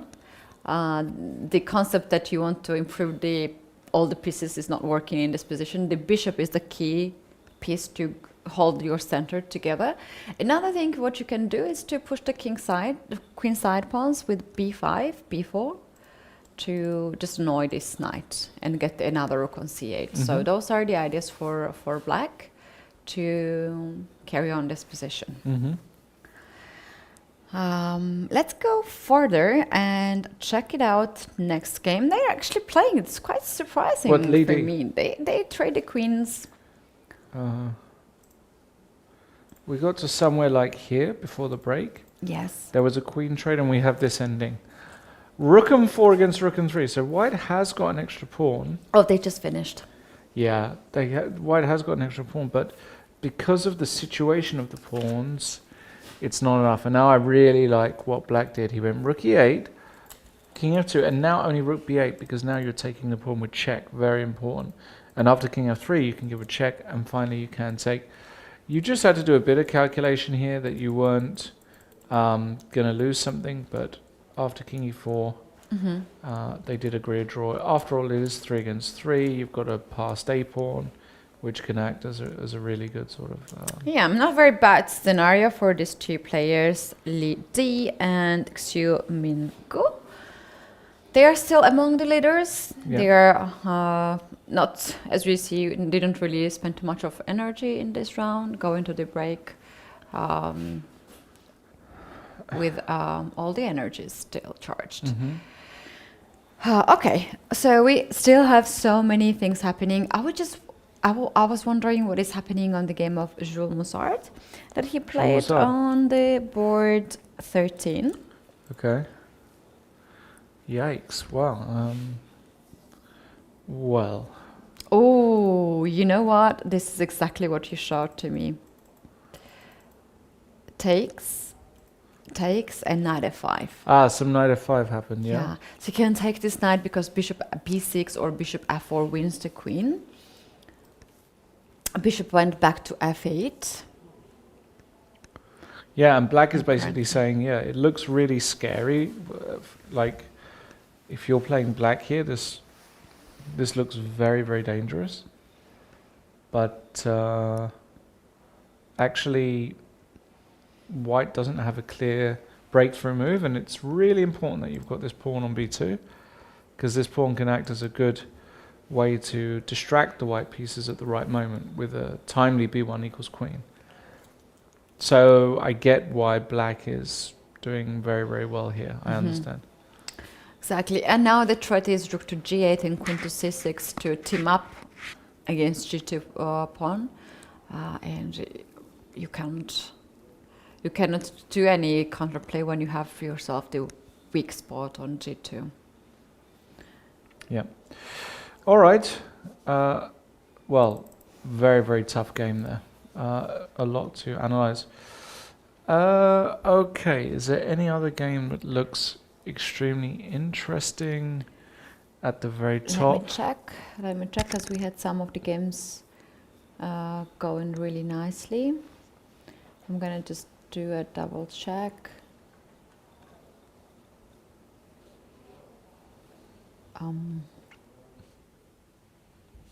Let's just quickly go while you check go to board 2, because I'm very curious what happened.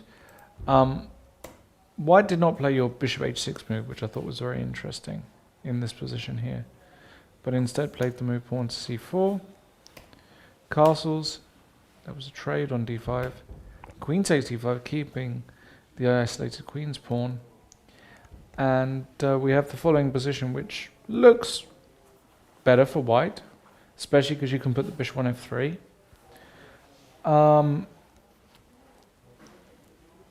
However, how much better it is? Well, maybe it is a lot better. Bishop f3, Queen b5, a4. queen b6, I suppose. But now a5, right? And you've got to be careful that you don't run into a6. some a6 here. Also, there's after queen b6. Can I play bishop e3 with threat d5? Yes. And if you take the pawn on b2, I'm going to get my rook on the 7th rank. Or, oh, actually, like rook b1, bishop b7 wins the material. Yeah, this doesn't look that great for black.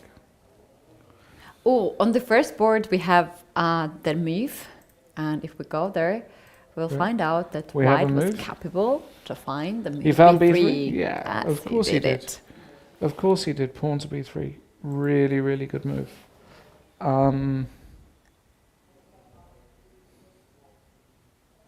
Very thematic, but ultimately just very good, ripping apart the protection of the black queen side and forcefully allowing white to gain access to some key squares and some key diagonals and files, and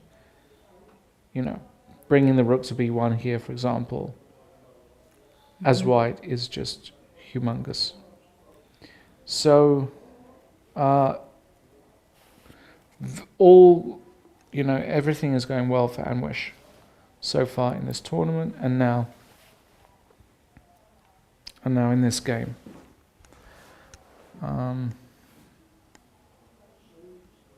So this is very, very promising. Yes, indeed, it's quite nice. There is this game between Daniel Gormali against Gormali? Atharsh.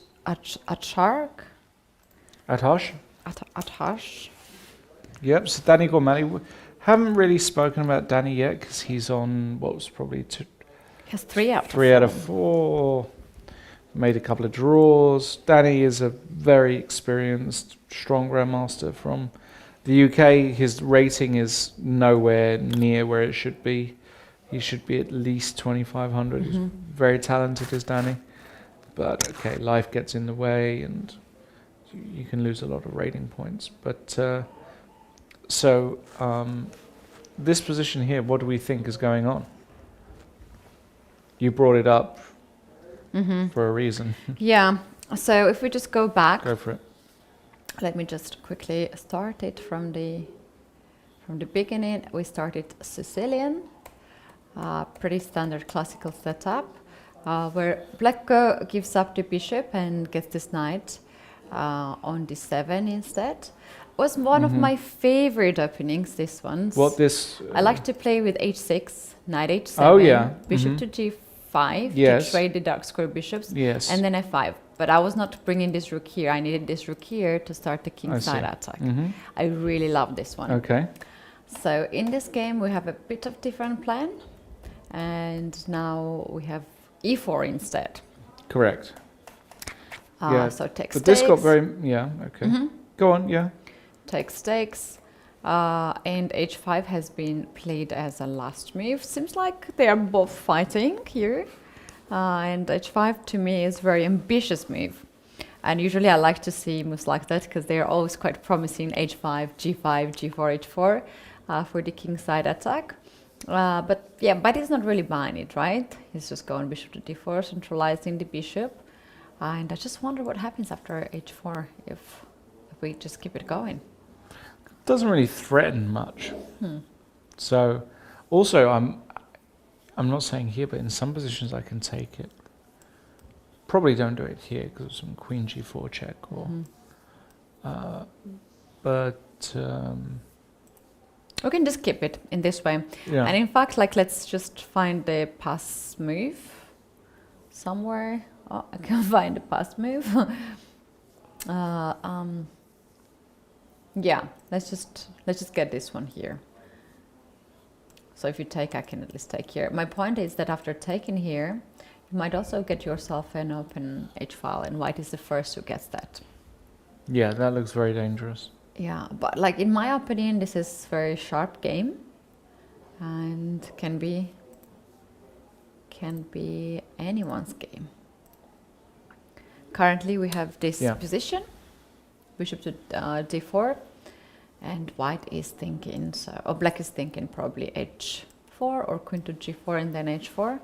But seems like white has just slightly better position because of the activity of the pieces. Yeah, it's getting really slow, right? The players are taking some time here. For instance, after b3, black is taking here some time. Not very easy decision to make, because like you cannot just take this pawn because this one is hanging. Yeah, Perhaps taking just loses d5. because there's knight d6, exactly. Knight goes on d6. We have seen also the moves like after taking here, this is not so good either, or taken here. So black has here Ido Gorstein, pretty difficult task to solve, and he is down to 39 minutes. Yeah. And still many moves to go before the time increment. Moving forward, let's check if we have here any updates. Yeah, queen b5, we looked at this and we said a4 here. Still, like, see, they're just thinking right now. They're taking some time. Not moves yet. Yeah, but it looks... Also, not moves here. This board has been finished. This game. This was interesting, right? Because the knight was on h8. It did find its way to f7 eventually. So there was a trade here on g5. And knight c4. Yeah. Attacking the queen. Queen d2 now. And we had long castle, and currently this is the position. Seems fine to me. From both sides, it's okay. Black has its own plans, like rook to c8 to double the rooks there, to go after the king, and white also has its own ideas, something like, I don't know, bishop d3, king b1, somewhere g4. Pretty equal to me. Yeah, a lot of game left. A lot of game left. All right. You're going to be driving the vehicle today, Ketty. So you choose the next games. Yeah, I'm gonna take a look to this game as well. And here we have this call-spot structure, and yeah, again, pretty equal position. Nothing very special. White is preparing here to go with b4 next move, and the idea of this move is to create the weakness on c6. So we're coming with the next move b5, and then white will have a target, but usually it is not enough to just win this pawn, and black is okay to guard it, but still this is something very interesting. And the time situation, Sava Vetohin has 1 hour and Max has only 37 minutes. So very often it is a dedication that one of the side is not comfortable if spending too much time. And here I would say that Sava might just feel a little bit more comfortable in this position. Moving forward to the next board, we had this one, and after g4, let's check it out what happened. We have g4 pawn exchange to f5. Both of them has long castled, and bishop d3 to b5. That's actually a very interesting move to me, because this bishop is controlling e4 square. So any way you can take this knight if you want, but instead of controlling it, goes there. Perhaps looking for d5. Do you think d5 is the idea of bishop b5? Because it's a bit mysterious move to me. I don't know about d5 because you open up the long diagonal for the dark square for bishop. This one, yeah. It's a bit of a strange move, bishop b5. Might just ask black, sort of, what are you doing here? So... It's a waiting move. Some kind of useful improving move, at least that's what white is intending, Julian. But I'm not totally convinced. Right. We can quickly take a look to the other boards as well. Okay, here we are. This can be interesting. Okay, yeah, let's go.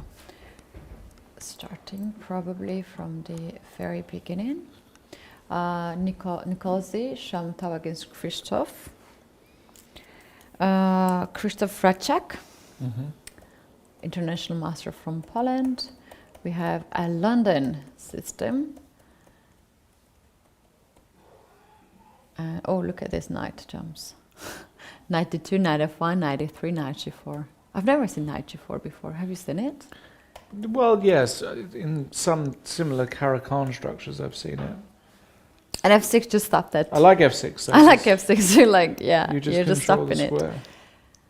I feel as though black's better here. Just because the queen is not that great on c1, the knight is not that great on g4.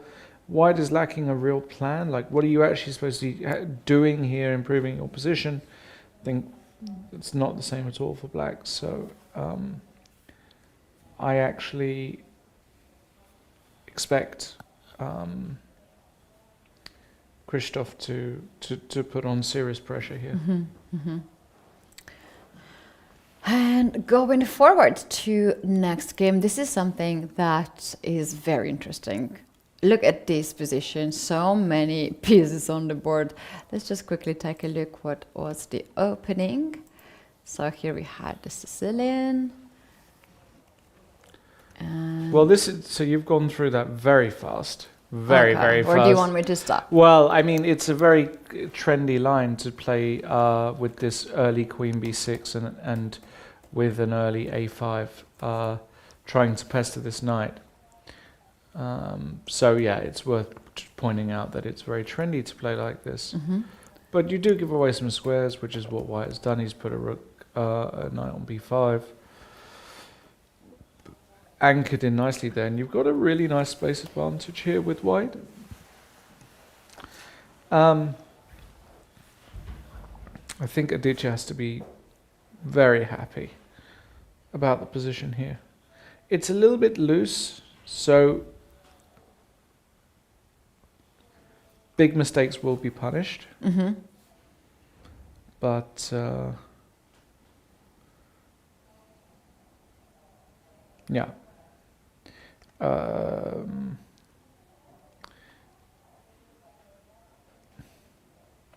I would take White here all day, basically. I was wondering where is Ivanchik today? Let me quickly check him. Just scrolling down. 3 out of 3. Yep.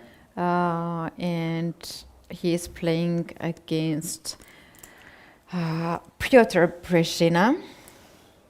So it should be somewhere there on the top boards. Here, yeah, I got it. Okay, this is interesting. Okay. This is interesting. Maybe we can take a look Yep. from the very beginning. So takes Sicilian. With Queen D3. Yeah, we have seen this line earlier. Takes the knight. Yeah, now we're in a takes. quite a well-known Richter Rouser. Takes and queen to d6. Yeah, I play this one myself, and sometimes I play it. Sometimes I take with the pawn too, because in this line you are giving up the pawn. But you're claiming that that's okay. But what I do, actually, sometimes I just take here, king e7, and then I play it to go after this one. But black decided to keep the bishop, dark square bishop, on the board. And currently this is the position. So Ivanchuk has sacrificed the pawn.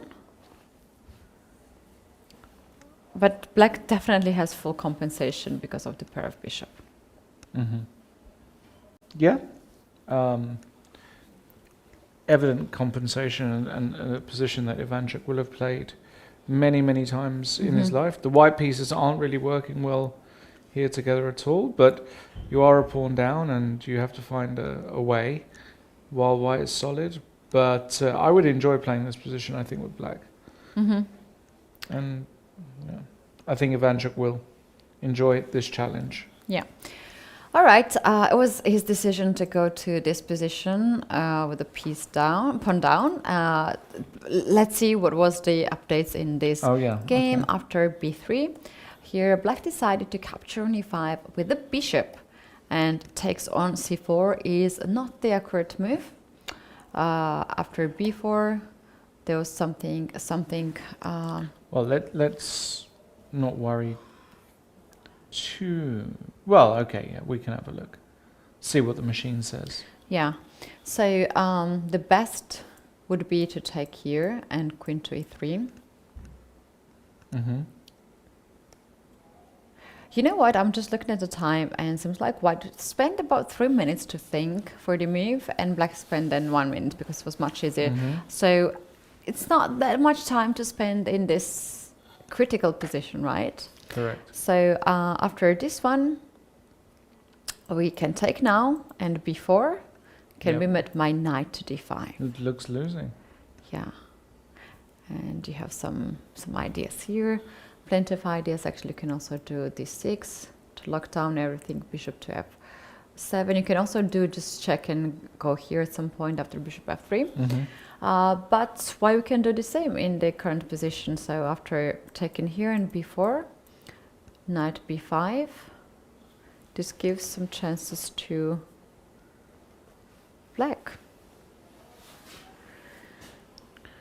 Do you think black can take the rook on a1? I wouldn't have thought so, no. It looks like losing that bishop is just gonna Knight f7. yeah, is knight such a a7 is an serious immediate threat. Yeah. Looks way too good. Instead of this, you can just take here on d5. Yes. And just to, carry on either to play f5, either to play rook e8 here. And somehow white's attack is slowed down here, and the bishop on e5 is just a perfectly placed piece. Mm-hmm. So this game actually can get in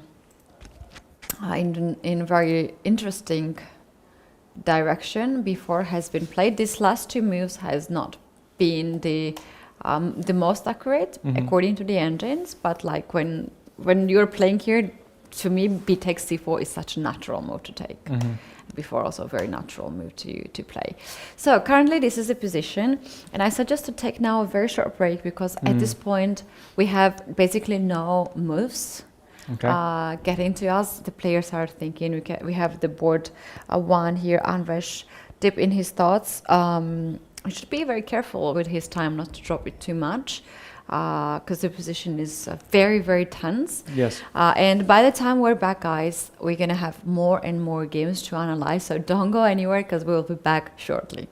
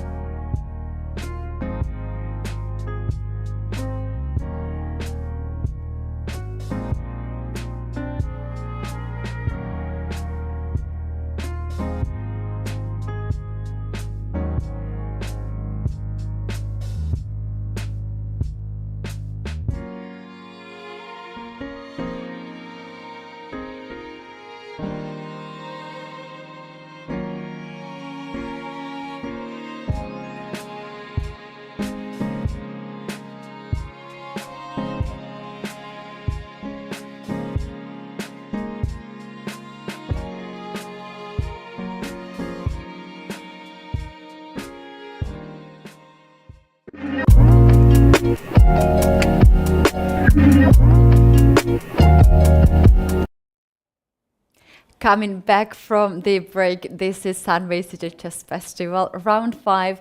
We have most of the games in progress. Just one top game is down on the board. 4. We have Di Li against Xiu Mun Guo from China, both of them, and they made a draw.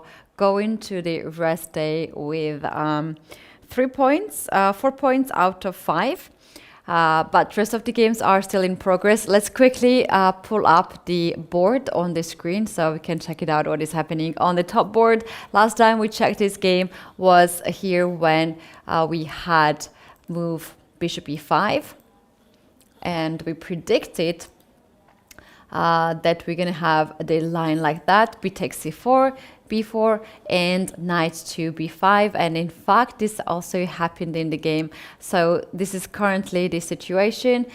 Seems like white had an opportunity to get a better position, get an advantage, and right now, according to the engine bar, it is even in the middle, says that black has now got chances to equalize the position, and there are different ways to do so. The first way to do is to capture the pawn on d5, or you can capture the bishop on g3. Those two moves are possible. The bishop from e5 controls a lot of dark squares on the queen side and makes sure that the king is safe, and also the pawn is gone. The central pawn from e5 is gone. So let's say pawn takes pawn here, we take it back, and in this case you can either take on g3 or make sure that your rook is in the center. I really like to take here in this position, and now to bring the rook on e8 and to play this one. Seems like there is not that much easy plan anymore for white to proceed. There's one check here, but you can move your king on c7, and after knight to b5, actually they can just repeat the moves. Let's say rook goes here, we go here, and we come back. This is possibility to end in a draw. I don't really believe this game will end in this way, but that's the possibility. So here Ido Gorstein captured the pawn on d5, and now it is time for Anvesh to think and figure it out how to proceed in this position. Meanwhile, we will go to the second board and check out what is happening there, if we have any updates. And the last time we checked, actually we checked this variation here after a4, queen to b6. Queen can't go too far because the pawn on b7 is hanging. So after queen to b6, I really like to move bishop e3, but this bishop is already on h6. I decided to bring this one here, and it is actually interesting. What will be the plan? Let's say if the queen goes on, b6, then what we're gonna do? This seems to be not the best option for black. I still like bishop to a3 with the idea to play d5 next move. There's also a5 move you can do here with white. The problem here for black is that the knight is still not developed, and also the pawn on b7 is under attack. Another idea that I just figured out is also queen to f. Okay, let's not lose this pawn actually. Queen h4, maybe queen h4, queen to f6 to go after the king. That's another opportunity to do. So Edward, we can see him on the screen, very much focused against Tin Jingyao. Edward Song has played so far really incredibly nicely last 2 games, and he has shown his best. He doesn't have any Grandmaster norms, but the way how he's doing in this tournament, having 4 out of 4, he is very close to get at least his first norm. His opponent, Tin Jingyao from Singapore, is as a Grandmaster 2588 rated, and also him had really nice games earlier, but tied one of the games and has half a point less than his opponent. Moving forward to the board 3, here we had 2 French players facing each other, and we were just thinking that it's going to be equal position but not drawish. So let's check it out what has happened. We stopped here at some point, and yeah, we mentioned some of the ideas here for black, and one of the idea was to play b5 and b4. So we can see that white actually provoked that to happen, and here we have rooks doubled on the c file, and currently this is the position the engine gives here, the evaluation in favor to white, even though black is doubled on the c file. White is not really scared of these rooks, because all the squares are actually controlled by white's pieces, and only one square that is not controlled is square c7. So any of this rook can is welcome to go at the square. So in this position, what we can do, I think we can do rook to e1 to increase the pressure here. But the question is how we're going to improve the position. We will need to get the knight here on c5. So that's knight d3, knight c5 would be just amazing, but we're gonna drop the pawn on d4. So how about we play move bishop to f2? This looks a little bit weird to get the bishop back to the passive defense, but hey, it's gonna work, I guess. So let's just make some passing move, and knight to d3, knight c5 next move. There was something better, but that was a passing move, so I will just not very much focus on that. I like this position for white. Look at this weaknesses, and knight from c5 will actually attack all those weaknesses, and black has to be careful not to trap this rook after b. Oh, hold on, the pawn on a6 is hanging actually. Oh my goodness, I just realized this pawn is hanging. Shall we take it here now? Probably we allow this and this to happen. So bishop f2 is such a beautiful move. We also just cover this one, and now black has to guard this pawn, so you cannot just play moves like that, because we will take here and jump on c5. Even better conditions. So if you play something like this is so passive. Oh my god, I don't like that. So I'm gonna go here, then knight c5, then I'm gonna play b3, and this rook will be trapped. So you have to avoid this one if you're here with black. Here in this position, Mark Andrea Maurizi already played bishop to f2. He is 17 years old, grandmaster, has been a talent from France for years and years. You don't need to ask him two times to find the moves like that. He did that, and now his opponent has a difficult task to solve all the issues that bishop f2 brings. Pawn on a6 is hanging, and knight is going towards c5 square. Moving forward to the next game, we have this position. Not much of the updates here. They are just taking it more easy. All these moves that we were mentioning earlier, bishop has developed here, rook has developed here, g4 has happened, and here maybe white will try something to break through with this pawn on g5, even to prepare that with rook f1 to g1, rook d1 to g1, and somehow to push this rook there. I was also thinking like moves like this, for instance, rook g1, knight to g3, and some naughty sacrifices like this and this could also work, and then to bring the queen, or to bring the knight here, rook to g1, and to play knight h5 or knight to f5. There are moves like that too. So yeah, white has some ideas on the king side. g5 is also another idea that you can consider here to play. Well, we have to keep going and come back to here later on, and the engine skyrocketed here in this position, so we're gonna focus in here. What has just happened? There was some beautiful oh wow, oh no, bishop b5, this is, and oh no, and black played a6 here. Oh, that's a blunder. Black didn't consider this sacrifice here. White got 2 pawns already. The king is exposed, and there's only knight here on c6 in defense. So if white managed to get this rook here, black is done. So d5, kicking this knight away, rook d4, beautiful one, and rook c4 now going for c7 pawn. Wow, that's a tough one. If you go rook to c8 in this position, I have knight here, and also it's a possibility to go there. Another thing is that you're kind of stuck here. These pawns are blocking the pieces, and you cannot really do much about it. Is that the game we're looking at? Oh, black is in hoodie. Black player Lamparty is in hoodie. Let me check. This player, international master from India, 2400. He is only 15 years old. Oh wow, he's only 15 years old. We cannot see his face.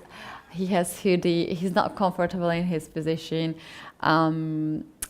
Yeah, I would not be comfortable in his position either. What a blunder, unfortunately, by his side. And well used by Julian Sofrone. So, yeah, black needs a miracle here to survive. Let's make some more moves, like let's say knight to e8 to guard the pawn on c7. And our camera got his face anyway. We found him, even though he was covering. Now I think the best would be just to bring the knight here or knight to here. That would be the best choice here. There is also bishop g5. You can just bring the rook in the center, maybe even push e4. So many candidate moves. It takes some time to calculate all these moves actually, but I like all of them. I think my favorite is still knight to d4 with idea knight c6, and black is just paralyzed, cannot do much. Another game just next to this one, board 6, Sava Votehin against Hasmax. What is in this position? Bishop to f5. Oh, okay, let's check it out. So we checked this one, and we mentioned about this plan before.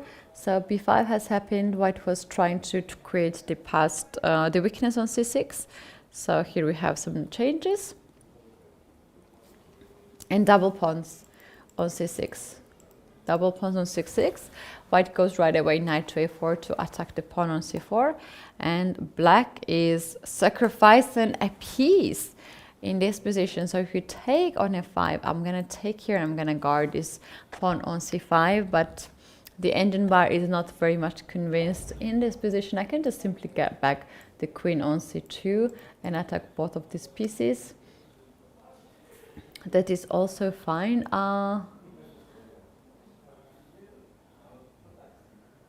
Sava Vertohin now making his move.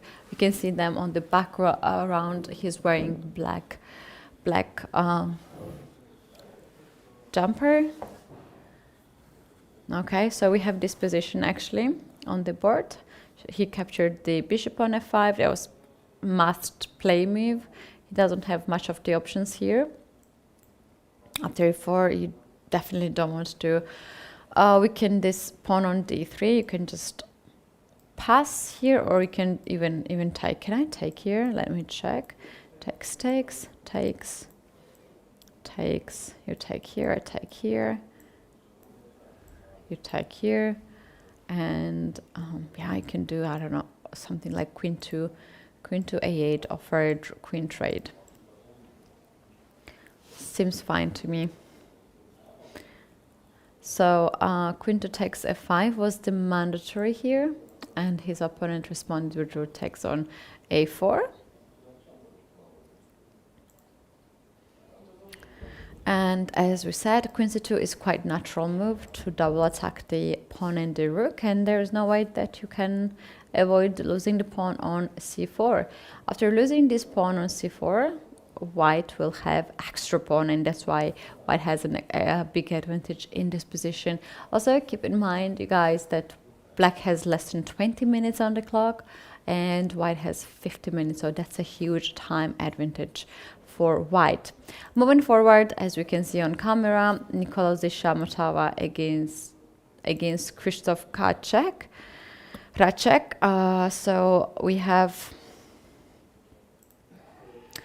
this position we were looking at, and the last time we saw this was f6. Black decided to be extra fancy with h5, kicking this knight on e3 and bishop to h2. Yeah, I made the mistake pronouncing the name. Polish names are always very tricky, and I think I said something like dark, right? Yeah, I think I said something dark. Yeah, that's my bad. That's my bad. My Polish sounds different in my brain, and when I speak it's totally different. Apologies for that. So yeah, this position, we have a stonewall kind of situation, which means that we have a control over e5 square, and black has some task to deal with that. On top of that, there's also another pawn here on h5. It creates more space advantage, but the knight on e6 is the most crucial one that controls whole board. They have actually played more moves. Let me check. f4 has happened. Oh wow, h5, f5, h5, f4. So black is just pushing towards this these pawns. That's not a good news actually. For white. So let's check now what happens after knight to f1. What will be black's next decision? Is it g5, g4? I will not be surprised. Can we do something like that? g5, g4 to push the pawn. They're playing. So knight f1, I would expect this move to happen here. Knight c2 has happened instead. So, yeah, okay, makes sense. I would keep the knight close to the king, but maybe it's overloaded there. And also there could be some unpleasant jumps of this knight on b4 or d4 because there was a ping. So this knight now closes the file. So g5 is still my favorite move here, for sure. g4 next, going all in.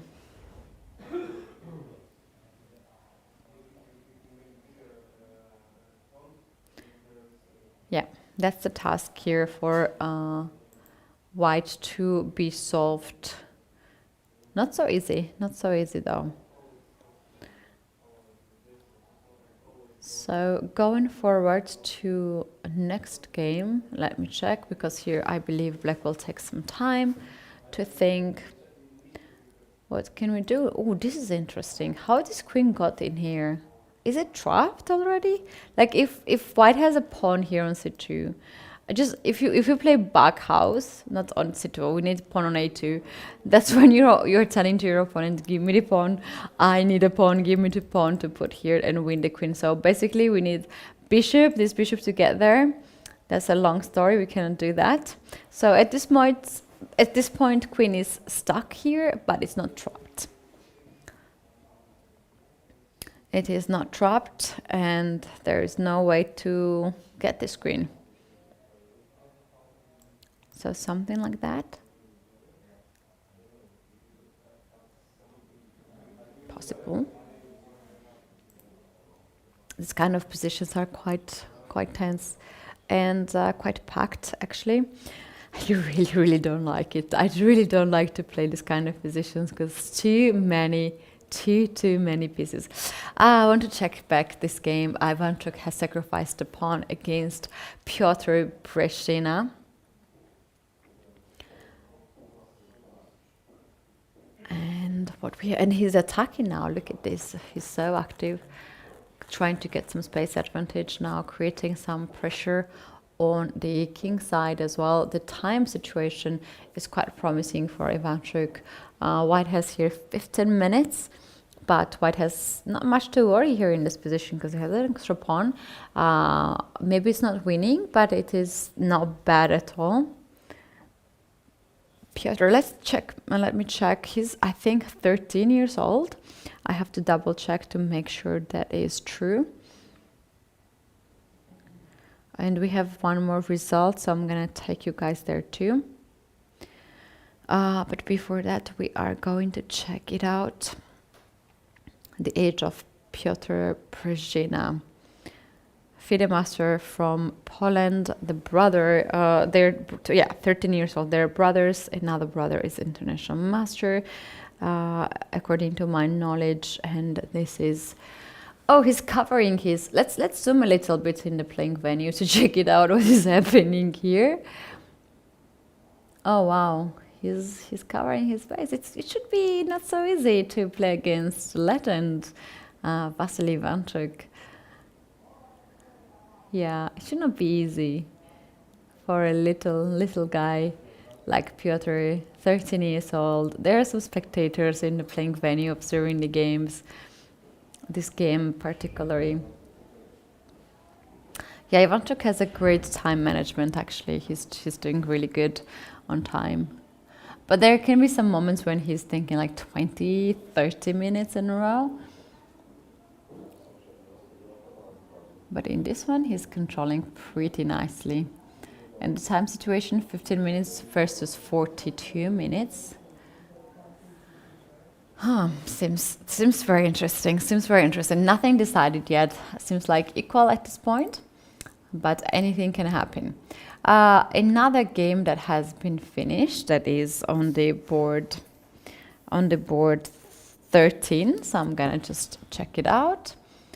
So here we have Jules Moussard winning the game against Domingo Nunes Alejandro. And let's check it out, what has happened in this position. Very interesting battle indeed. After knight to f5, bishop went on f8, and rook to e2. Very logical move to guard g2.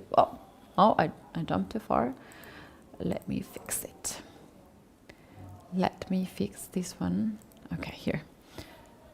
Rook e2 and knight h6 is an accuracy. Knight h6 is not the correct move. So here you might play some of like a c3 to get this pawn. You have to get this pawn as fast as possible. Something c4 or c3 would open the road for the rook to get.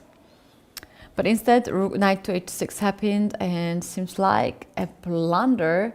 Takes, and queen to c6. Oh, just like that. Oh my God, you can't play this because the pawn is promoting. You cannot do this because this is not the scenario you want to have. And there's no any single way. Oh, knight h6 was a blunder. Oh no, knight h6 was a blunder. Yeah, this battery was quite strong. So the resignation happened here, but look at this strong battery together with this one. And basically, White had no chance to survive in this position, so resignation happened. So in this position, I still believe that White was fine, but after taking here on c2, maybe it was much better to play rook to b1, just to make sure that you have control over b2 pawn. All right, this game is also done. So 2 games out, rest of them in progress. I have to quickly check it out, what is happening on the board 1. Oh, okay. Let's go. Knight b5 happened. And then we have pawn takes pawn, bishop to g4, pinning the knight. Not the best choice according to the engine.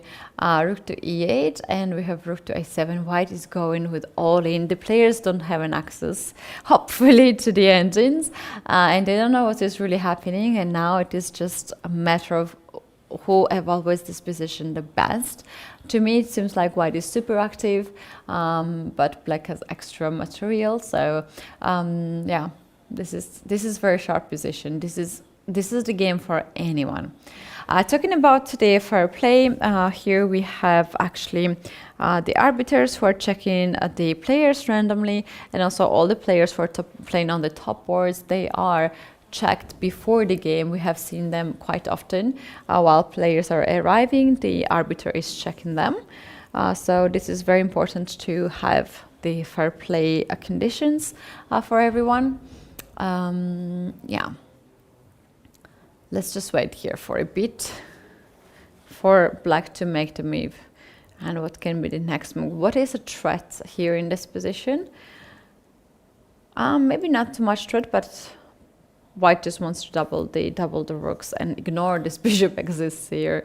Maybe just take here first, take, and then rook goes on a1. If I was white, I would also play somewhere like h3 just to make sure that I will not have funny checkmate, back rank checkmates. Yep, a lot of games are starting to be ended soon. The top boards are still in progress.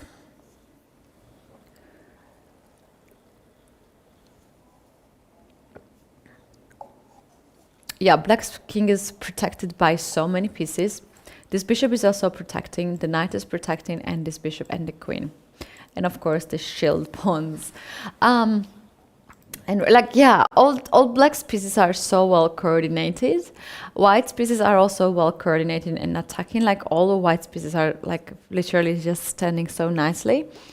Yes, that's why this is still everyone's game. You cannot really choose any side here.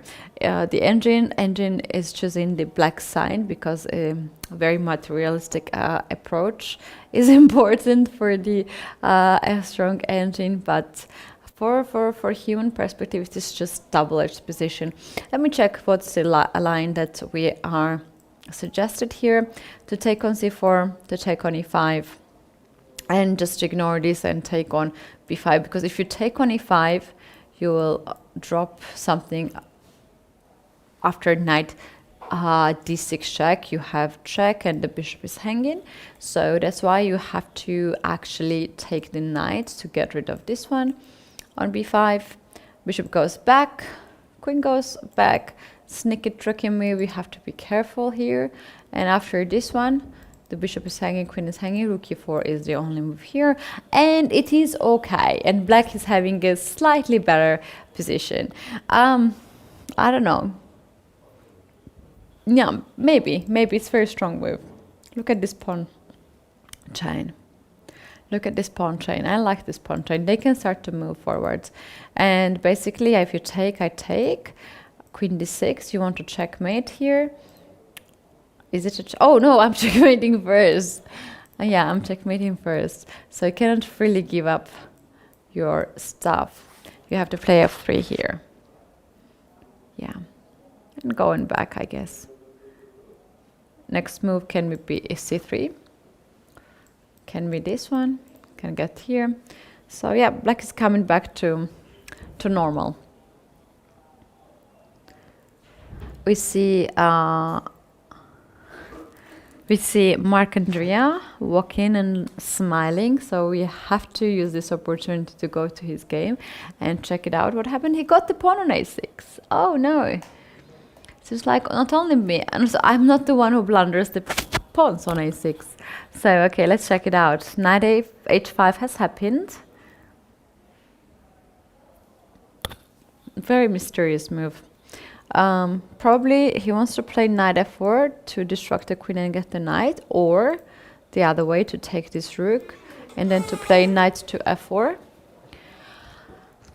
to go after g2. That's the possibility. But after knight h5, the knight moves away, takes the pawn, and never comes back on b4, probably on c5. So rook to c2 and queen to e3. Yeah, black decided to be very active here and to give up the pawn. I like that approach. Let's say if I take here, what happens? I'm gonna just play knight to c5, attack the bishop. Yeah, thanks very much. And when the bishop moves, I don't know, anywhere, I'm gonna just take the pawn on e6. And oh, I don't like this position at all. I can just push this pawn all the way. So yeah, that's currently the position. And I'm happy to welcome you back. I'm back. Don't worry, I'm not gone. I'm okay. I'm just sorting some things out. So what have I missed? It's been about half an hour, so what have I... Yeah, we missed one result. Jules Moussard has finished his game. He won? Yeah, he won. Okay. Beautifully. And we actually have some turns of tables here on the Oh, board wow. 1, and seems like black is taking things into his control. Really? Mm-hmm. Looks still dangerous for black, but maybe you're right. Maybe the queen is just covering enough of the squares around the king for it to be good. So you can see by the machine, the machine likes black here. The pawns are going to start rolling, and then.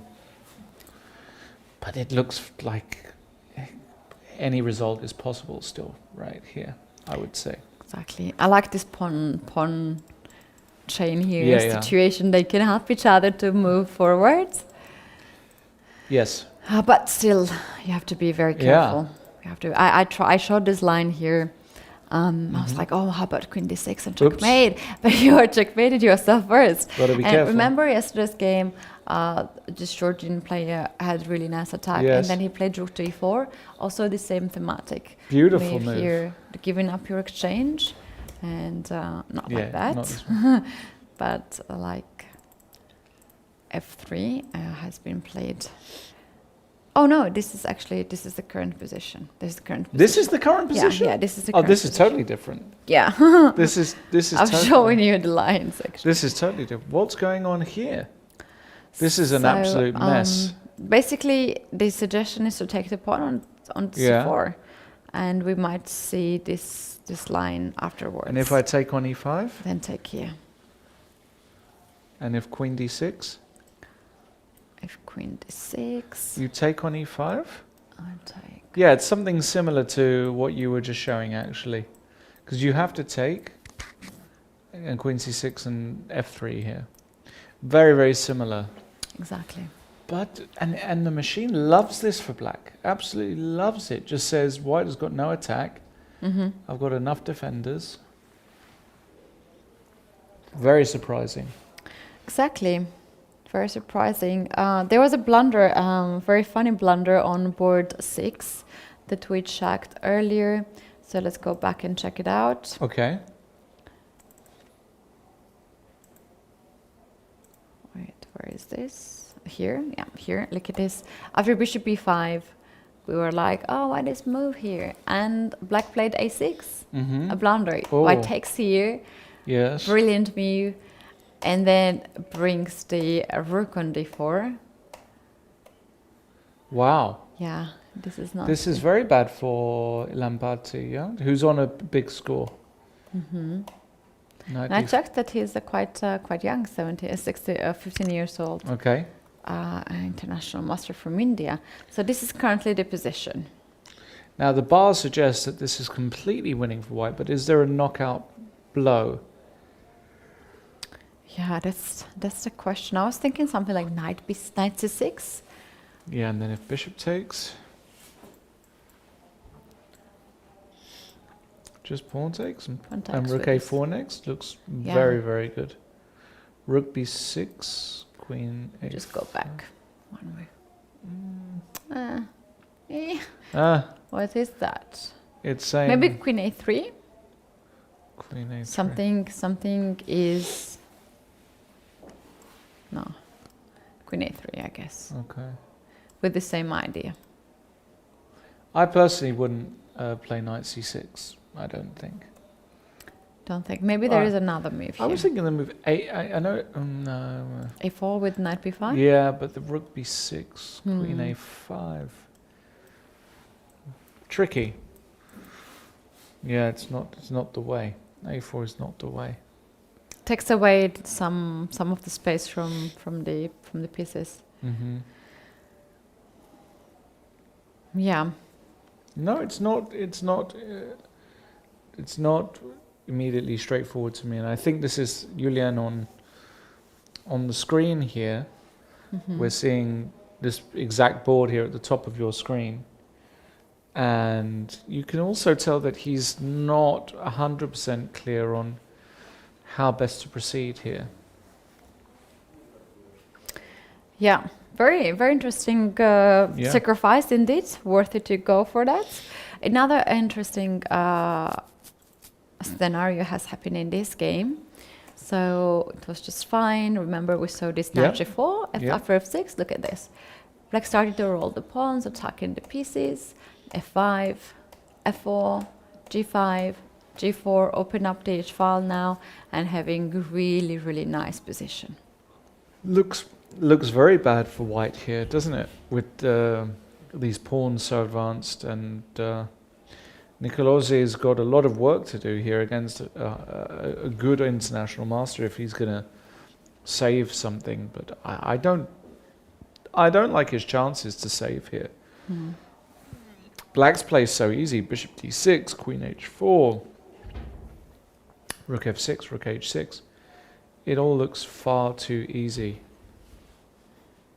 So I don't like his chances at all. And here we have this game where Ivanchuk is pushing Yeah. a lot. The pawn's getting a lot of space advantage. He has the perf bishop, and he really enjoys, as we can see, the game. That is very interesting to me because look how many extra pawns Black has. It's this one.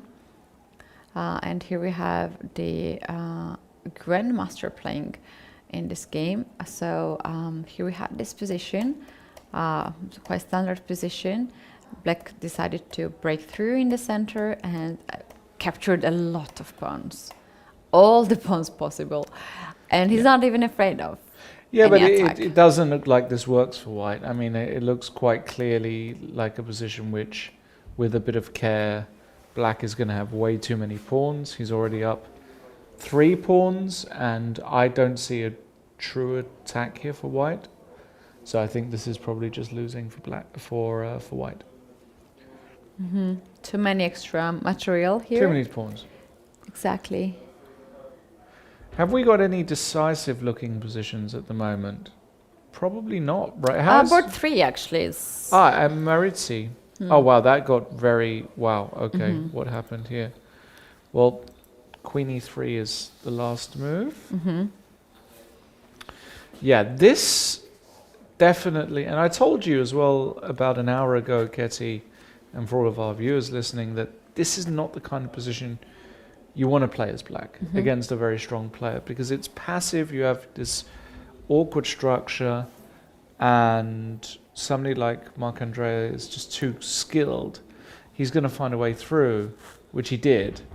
He ran the A-pawn up the board and created some holes. He's won a pawn. Look at this A-pawn here. This is a fantastic pawn. You can jump out the way with the knight here in various ways. Start running. Hit the bishop. I mean, the knight's coming to C5 almost always. There's no serious attack down here. The bishop's doing a good defensive job. And, I mean, how do you defend against the very simple idea of knight C5 here? Yeah. Looks very, Knight very C5, beautiful move, attacking the bishop on D7, pawn on E6. And also you just trust A6, A7, A8. just looks very, very difficult. And these pieces of Black's queen on G6, rook on C2, knight on H5, somehow they're so disconnected from the queen side. I actually think the position is just totally losing for Black. Like, objectively and practically. It's scientifically losing, and practically I think this is impossible to play. So Thibaut Dudognon, I'm going to have Nice to ask. French. I'm going to ask Jules How to pronounce yeah, it. how to pronounce it. Yes. But he's not winning today.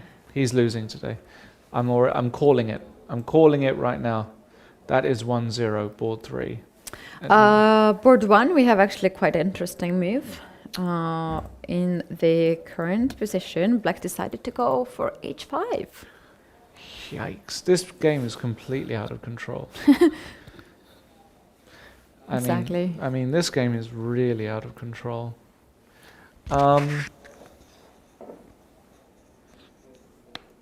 Yeah. I mean, the idea is clear. You want to distract the bishop away from the pin. So H5 is the way to do it. It's probably a very clever move. I guess that white is going to play the move bishop F5. That's the human move, just to keep the pin.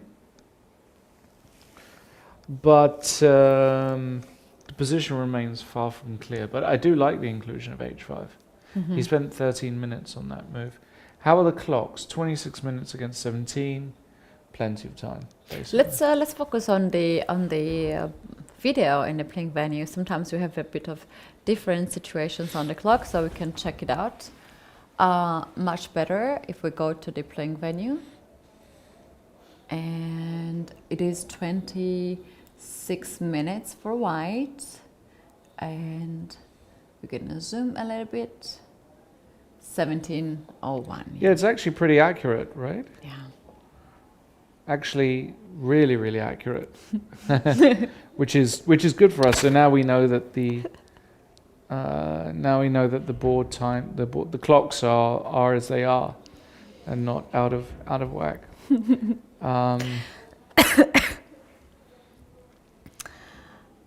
Oh, what Yeah. a tough match between these two. What a tough Yeah. match. All three results still possible there. Also, Anwar yesterday had a very interesting game, and I was like thinking how he won that game. Yeah. Yeah. Very, very interesting. Pretty strange. Let me check if we can Okay. pull it up here, just to check it out. As now they are thinking for the next moves. Can I just open this game? Which game are you trying to open? Yesterday's game. when Oh, he- yesterday's game? Yeah. He was playing on the board where he was. Not here. Not here. Not Did he have a great game or something? Is that why you want? Yeah, I just want to, because we thought he would make a draw, and suddenly he joined the leaders. I can't find him. Well, Do you see him? no, I don't see him. But it's okay. We don't have to tread over what happened yesterday. We can find it another time, maybe. Wow, the game is just not there. Yeah. Okay. Anyway, bottom line is that on board one, 3 results are very, very possible. Board 2, now I'm curious about what's been going on here in the song game, because look at this, A4, Queen B4, and D5. Great move. Forcing the trade of queens. Now if that diagonal ever gets open, you're very happy with whites. That's why black played E5, Rook C1, Knight D7. Bishop was doing nothing on H6, bring it back. Double on the C file. And this is the position we've got as things stand. This is better for white. What are you doing against the move A5 here, for example? It's going to be tough to find any good move. I think Knight D7. Okay. And now some, I don't know. A6 looks very tempting to me. Just to create some weaknesses. If you take, I've got Rook C6. And I think this position is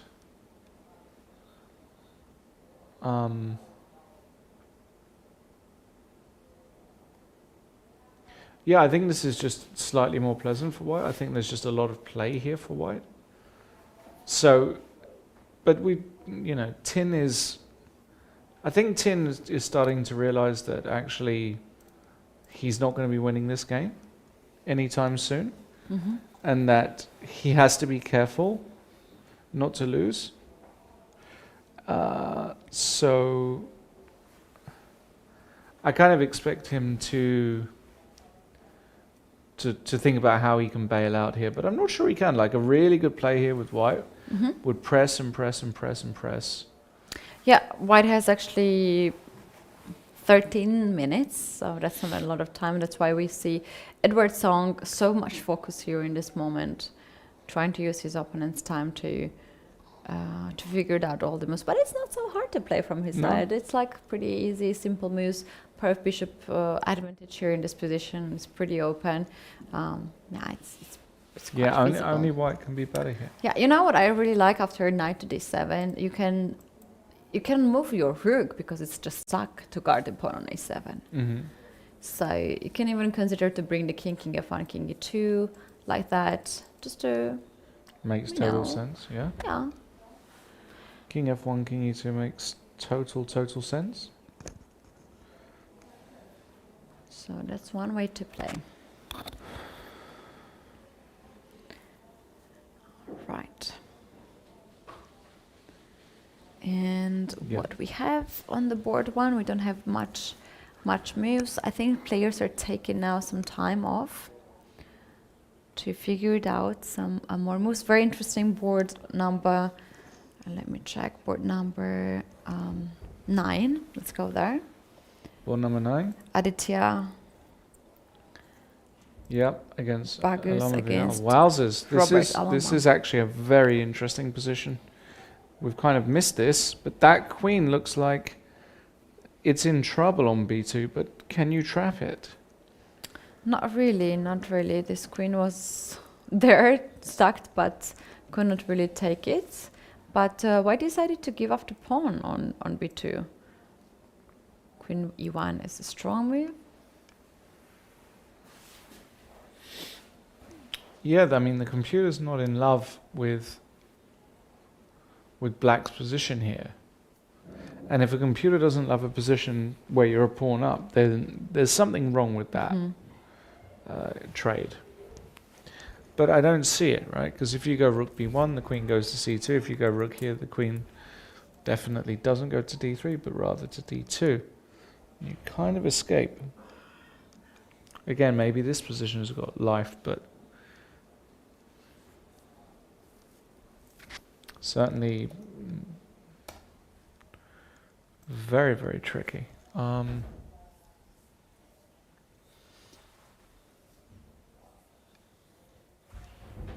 Yeah.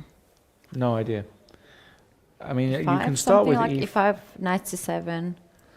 e5, trying to just cut out 2 or 3 or 4 pieces. Could do. Try and cut the king side out, the Yeah. knight and the bishop. And then I like knight c7 move to get the bishop on e6. Yeah, there's a nice e7. Double the pawns, bishop c4 comes next. Yeah, there's a lot of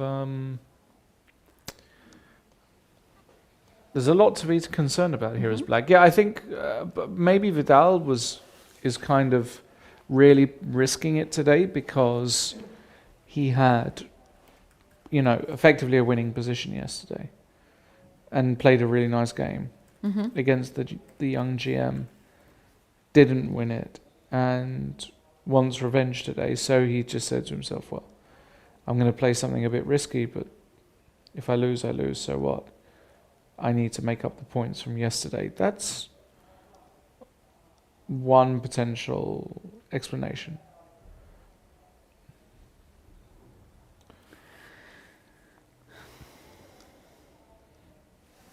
That is one potential explanation. Yeah, I agree with that. Really tough Tough, yeah. situation Let's for move black. on. We're going to let them try and calculate that one. Savvertochen has got an ending where he's just... That looks like a pawn to me. He's just a pawn up against Max Hess from Germany. So these kind of endings tend not to be very holdable because black has got an additional weakness on c6 and there's always going to be some kind of lever to open up pieces defending it with d5. So I am not bullish at all on black's chances here. I think black loses a lot against a decent grandmaster here and makes almost no draws, actually, I think. Which is, Interesting. yeah, Yeah. interesting. Very interesting. He had such a tense situation yesterday. Yeah, He's barely survived, and very often when you have games like that you survive, somehow you feel you have a luck in that tournament. And on board 3, we've had no developments, I think.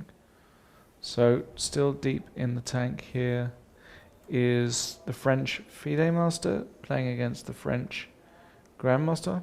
Mm-hmm. And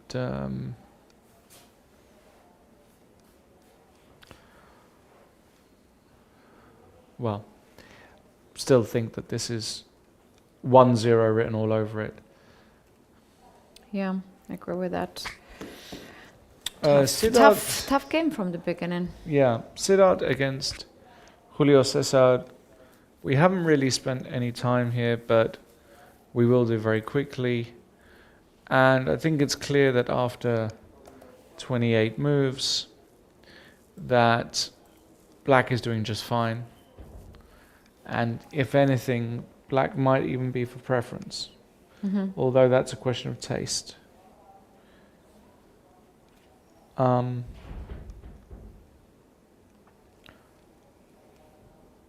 So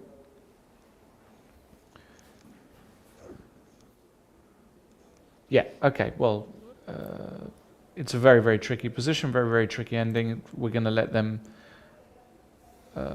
discuss that one. Mm-hmm. Looks as though, yeah, we already looked at this Shamatava game. Shamatava in big trouble. Let's see, we did see some moves here in the Julian game. Let's see if he found a way. He did play knight c6.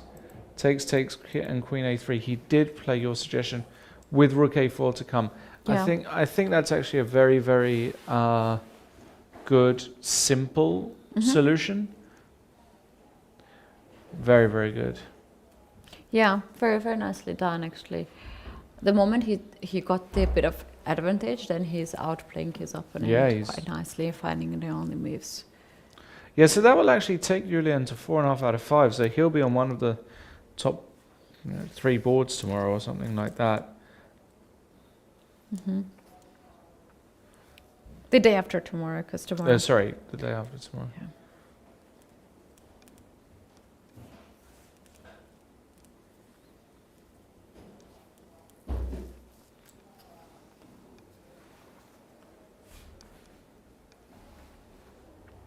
Okay. What do you think? Another very quick pause? Yeah, let's do it. Okay, let's do another very quick pause as there's a bit of a lull in the action. No moves are currently being played. But we've still got very spicy positions on board 1. We've got even board 2, Edward Song pressing. Mark Andrea looks like he's going to be converting as well. So we'll be back in just a few minutes for continued coverage of today's round at the Sunway Sitges International Chess Tournament. Don't go anywhere.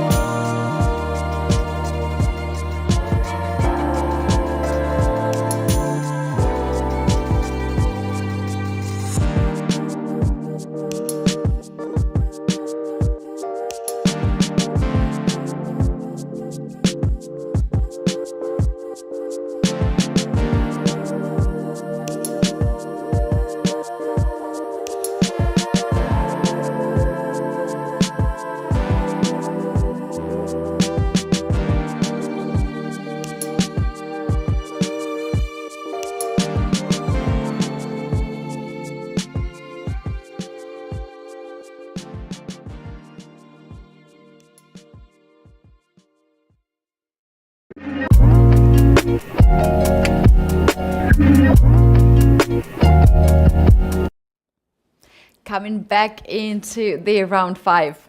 Katy and Lawrence in the studio. We are having 5th round at the Sunway Sitges Chess Festival and a lot of games still in progress. Lawrence, what is happening today? The games are a little bit slow at this point. Not too slow. I mean, things are getting hot right now. If we look at the top boards, for example, Ido Gorstin, there's been a few moves since we last checked this out. We last saw it around h5, trying to distract this bishop away from this diagonal. White played the move that I expected, bishop f5, and now h4, hitting the other bishop. You're forced to take, the rook is forced to take, and now you take the pawn on g5. Now this move looks totally normal to me. It's given as a question mark here by the machine, by the engine. By the engine. Although it's not clear to me why that move is bad. Why is this a blunder?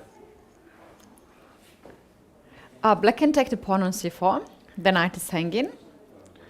Black takes the pawn. Hold on. Black takes the pawn on c4, but now I take the knight on d7. You take the knight on d7. Rook takes the knight. I take the rook. And I take the knight on b5. Yeah, but you know, this is very, very difficult to... I mean, if you looked at this position, would you say that this is just winning for black? Oh, I would not. Like probably. after a move like rook fa1 or something? Am I not even threatening rook a8 check? Yeah, it's tough. You can go queen c6 though, this is very important. Counter attacking. And on f3, maybe you can even go h3. But then there's queen h8 check. Look, the black king is super open. I've got ideas of rook a5. I mean, for me, I don't look at this position and say black is winning. Mm-hmm. But the machine just says that this is completely over. It's incredible. Yeah, no human thinks that just by looking at this position after 1 minute. Trust me, no human thinks this whatsoever. This is a very unclear position. Mm-hmm. So I'm not really, what's the word? I'm not convinced that either of these players are, you know, after queen takes g5, black could easily think that he's just losing here, by the way. It's one of those positions where you might be winning, but from a human perspective, you look at this and you think, I'm in big trouble, possibly. So it's going to be really interesting to see. 6 minutes now for Gorstin, only 27 moves completed, meaning he's got to make 14. No, it's 14 because it's the 27th move. 27, 28, 29. White's for white 13 and for black's 14. Exactly. Yeah. So it's Gorstin, he has to make 14 moves in 6 minutes. That's actually quite a serious time trouble in this kind of position, because 6 minutes to navigate this is very, very difficult. So it wouldn't surprise me at all if white won this game. And he also has 12 minutes. Okay, so what's going on there? Edward Song, we've had some more moves there. We had a5, rook c8, and now here, oh my goodness. In this position here after rook c8, Edward Song had the opportunity to take on a7. To take a knight and take on a7. Now the reason he didn't do that is because, well, after you go back, and he probably thought here, well, I don't see a clear way to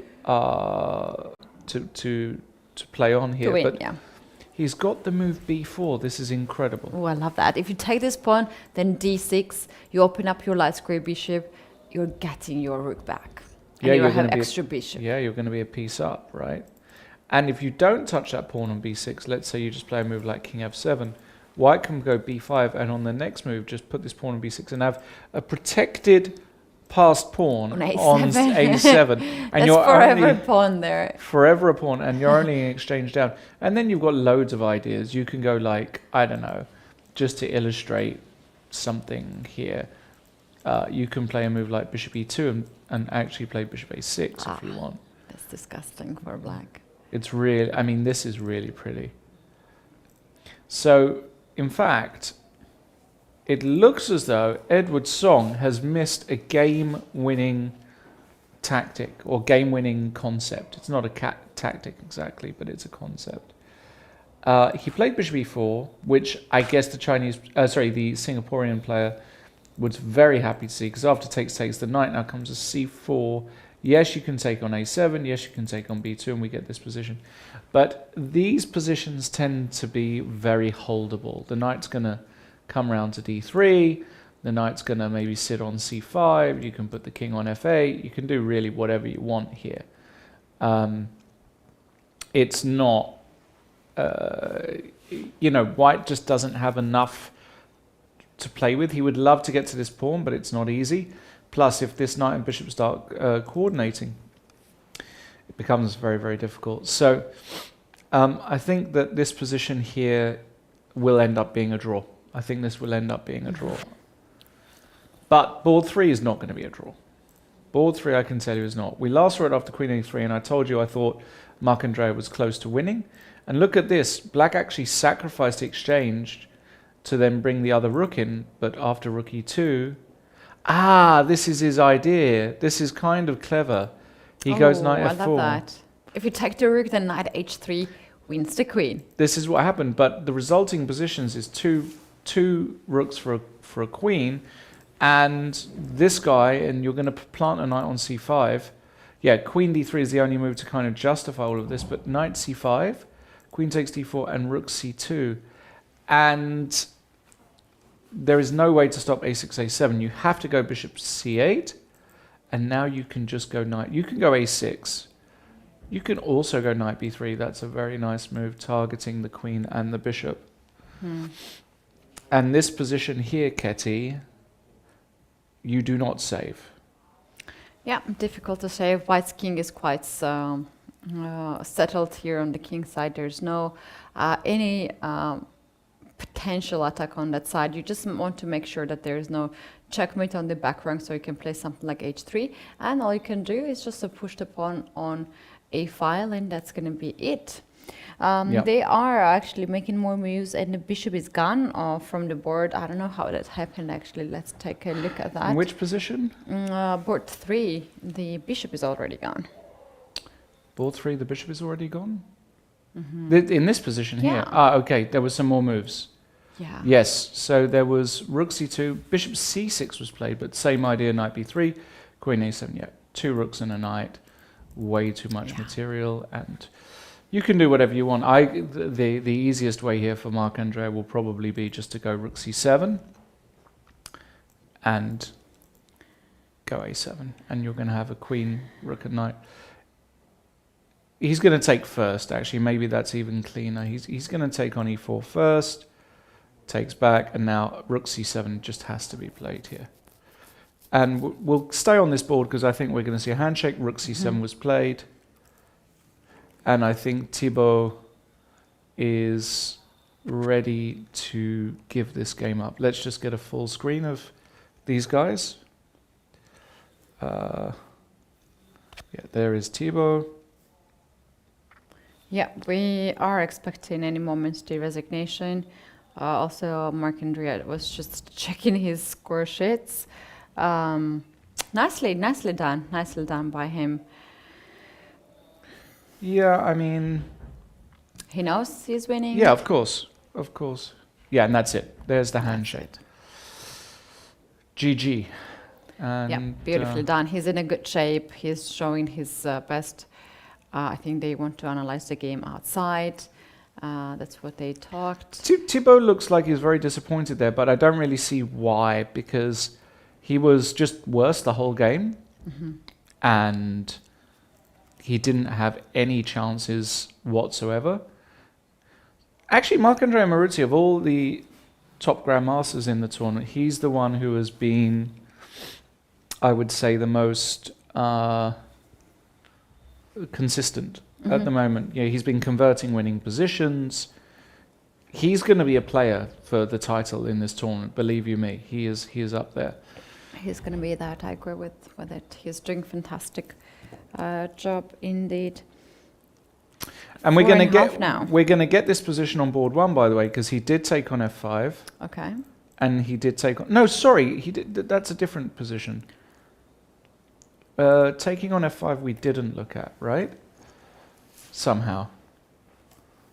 Taking on f5 we didn't look at. We looked at d takes c4, and then we looked at this, and then queen takes b5. But taking on f5 first, does it make a big difference? Maybe it's similar, and d takes c4. Wow. So we've got this position, I believe, on the board, and there's no way to protect knight and rook, so you have to give up the knight. But after rook fa1, queen takes b5, I do have this rook a8 check.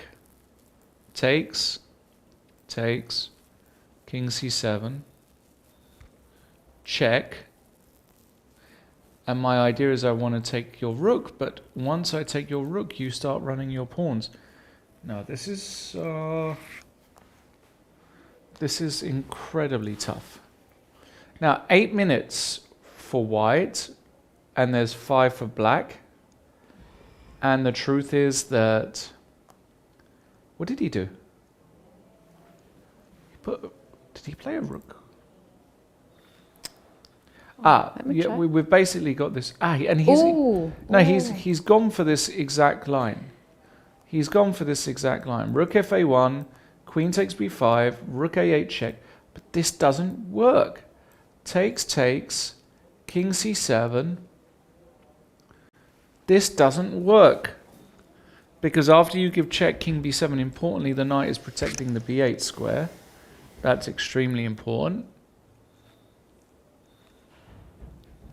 And after rook takes d8, b3, it still looks dangerous, let's say, after queen d6, but you can just go knight b6, very important defensive resource. And after check, king a6, maybe not king a6, maybe king a. Actually, it's kind of tricky. Even here, where to put the king? King c7, queen c7 check, king a6, and now you can run with the king. That's why it's important. I'm very curious.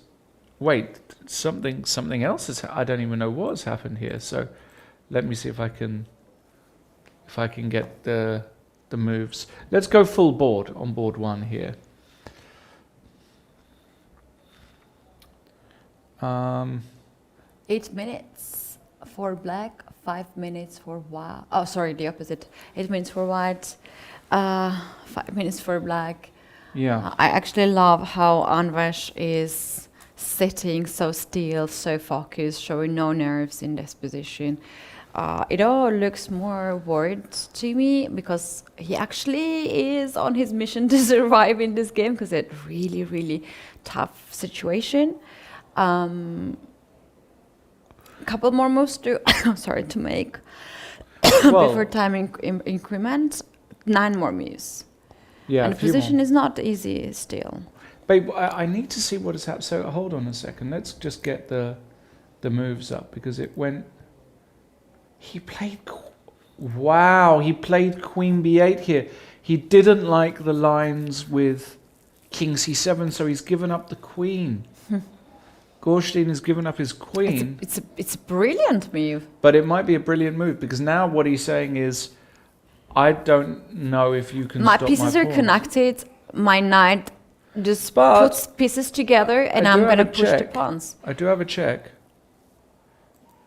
I mean, I do have this. I don't know, you know. This is like. This is and there's a back rank idea. There's all kinds of things to consider. Knights. Yeah, like knight b6. Knight b6. There's all kinds of ideas to consider here. This is insane. Okay, of course he takes the queen. You have to. King takes only move. He is going to play queen f4 check, I think, and try and nick this pawn. But if black manages to consolidate here on the queen side, can the queen stop the 3 pawns, rook and knight? What a fascinating position. Again, the machine still says that this is just, that this is just good for black, basically. The machine says this is excellent for black, which is very, very interesting. Yeah, the machine just loves this for black. Wow, so is Gorstein just good? Has he just assessed this position that well? We'll of course, we'll be keeping an eye on that because, and there was a draw on board 2, Song against Jing Yao. So that was a draw. Totally to be expected.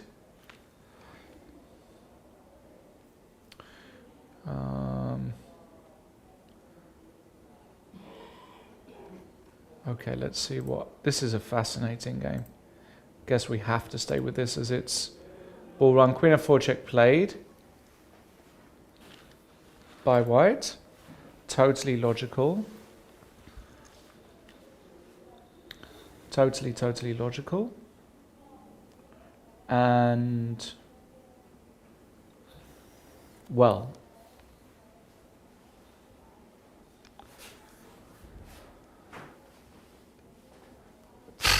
I mean, again, if you showed me this position and I didn't have the engine running in the background, I wouldn't be sure that this is good for black, with all the loose pawns and whatnot. But apparently it's just good for black. Okay. I love this position with black, like to have connected pawns like that and also have this back rank issue for white and use that. I love this queen sacrifice, to be honest. Julian Sofroni has won against Ilan Parti. That's a mini upset. Julian is about 100 points lower rated, so that's a very good result for him on board 7. That means tomorrow he's going to be on one of the top boards. So well done to Julian. Savavatochen definitely didn't make the most of his position against Max Hess. It's a boring endgame, so we'll come back to that. Siddharth against Julio Cesar is very, very random. Double rook, queen ending, where the bar is just in the middle. I mean, kind of crazy. I think I would take white here, but I'm not totally sure. It's a tough position actually to play this one. It's actually a tough position. It's never fun to have so many heavy pieces on the board. Yeah. Without any minor pieces. Okay, so the games are ending quite fast. Shall we take a look what is happening in the game of Ivanchuk? That's board. Yeah. Board. Oh wow! Look at this position, Ketty. Look at this position, because this is one of those positions where, you know. Oh wow. Ivanchuk made his living out of grinding these positions. Now, he's playing a young guy, Piotr Brezhina.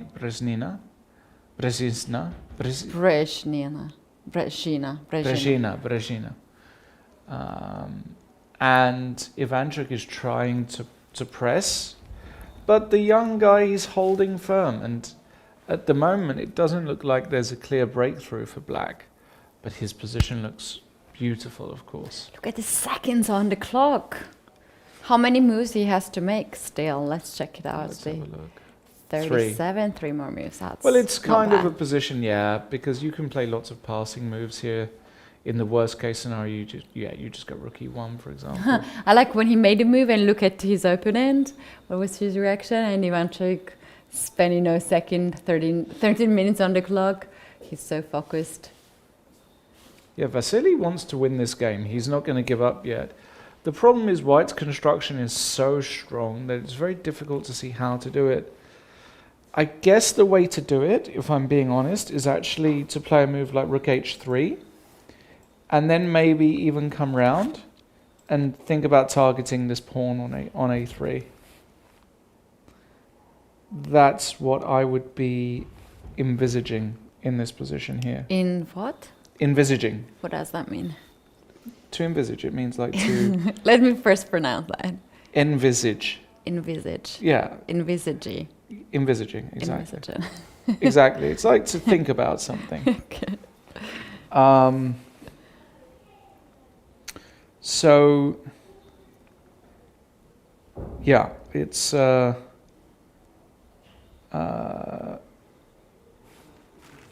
tough position, but Chucky's going to be here for hours. Yes. Trying to. He's not going home yet. We have He this wants to exact win. line, by the way, in the Anwish Board 1 Gaming as Ido Goshtin. And now I'm going to be super impressed if Black finds the move knight b6. Super impressed. Because it doesn't look like you can play this move. But you can't take because it's mate. And if you take with check on d7, you get hit by another check on f3. Probably bishop, probably king a7. King a, maybe king a6, I thought. There's check on e2. King a7, there's no check. King a7 you want? Mm-hmm. But then, and then, okay, g4. I mean, like assessing this is almost kind of crazy, saying white is better, black is better. Mm-hmm. This I go is with just that. about two guys now. Knight b6 is on the board. Knight b6 is on the board. Yeah. Well, bravo to Ido Goshtin. It is in the board. Bravo to Ido Goshtin. Yeah, he's going to take the pawn with check. Yeah, that's It's going to be happened. rook d7. You have to go rook d7 here. There's no other move that makes sense. He will block rook d7. Well, I say that. He might think about moving the king to a6. He might go here, actually. King b5 to centralize the king. Yeah, well, no, you're right. You are using that king. Oh, look at this. Let's keep the big screen and check it out, the players. A lot of nerves. Yeah. Wow. So, who do you think is going to win this, Ketty? Oh, I have no idea. I think it's going to end in a draw because now after rook d7, somehow I like this move that you suggested, g4, so white can also create the passer there.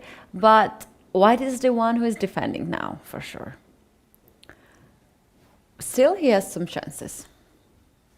Yeah. But if you are playing this one with a queen versus rook and knight, don't have any access to the engine bar, you think you are better, right? Or you already feel that it's not so simple? I feel like this is just not simple at all. So rook d7, queen f3 has been played. And yeah, I guess he's going to put the king on a7 here. He probably should think about putting it on a6, but I don't know where the king should go. Maybe he'll even think about rook d5, actually. Rook d5 is not ridiculous, blocking the check like this and then getting ready to march. Yeah, and if you get the check back on f7, then king a6, and there's no more checks. Exactly. He's not going to check again. After rook d5, he will go g4 because he needs some love for the king and he's preventing b3. Shall I check what happens after c4? Yeah, exactly. And after c4, well, that's the point. A human can't really work out here whether black is winning or white is winning, or like how this could easily just be winning for white, right? I think they both have no idea. Honestly, I think they both have no idea. Yeah, it's just complicated position. Okay, queen e2. Queen e2 he played. Wait, the king went to a6, it looks like. And queen e2 check. Did he play this move?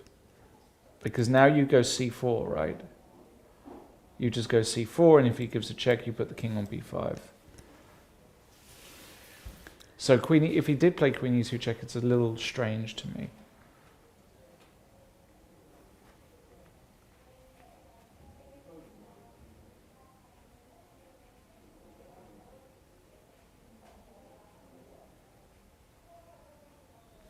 It's a little strange.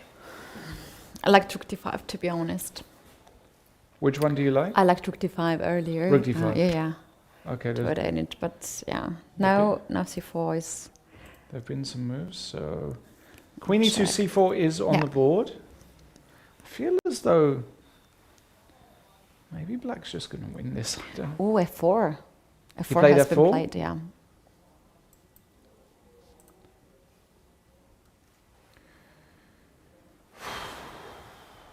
I mean, who's faster?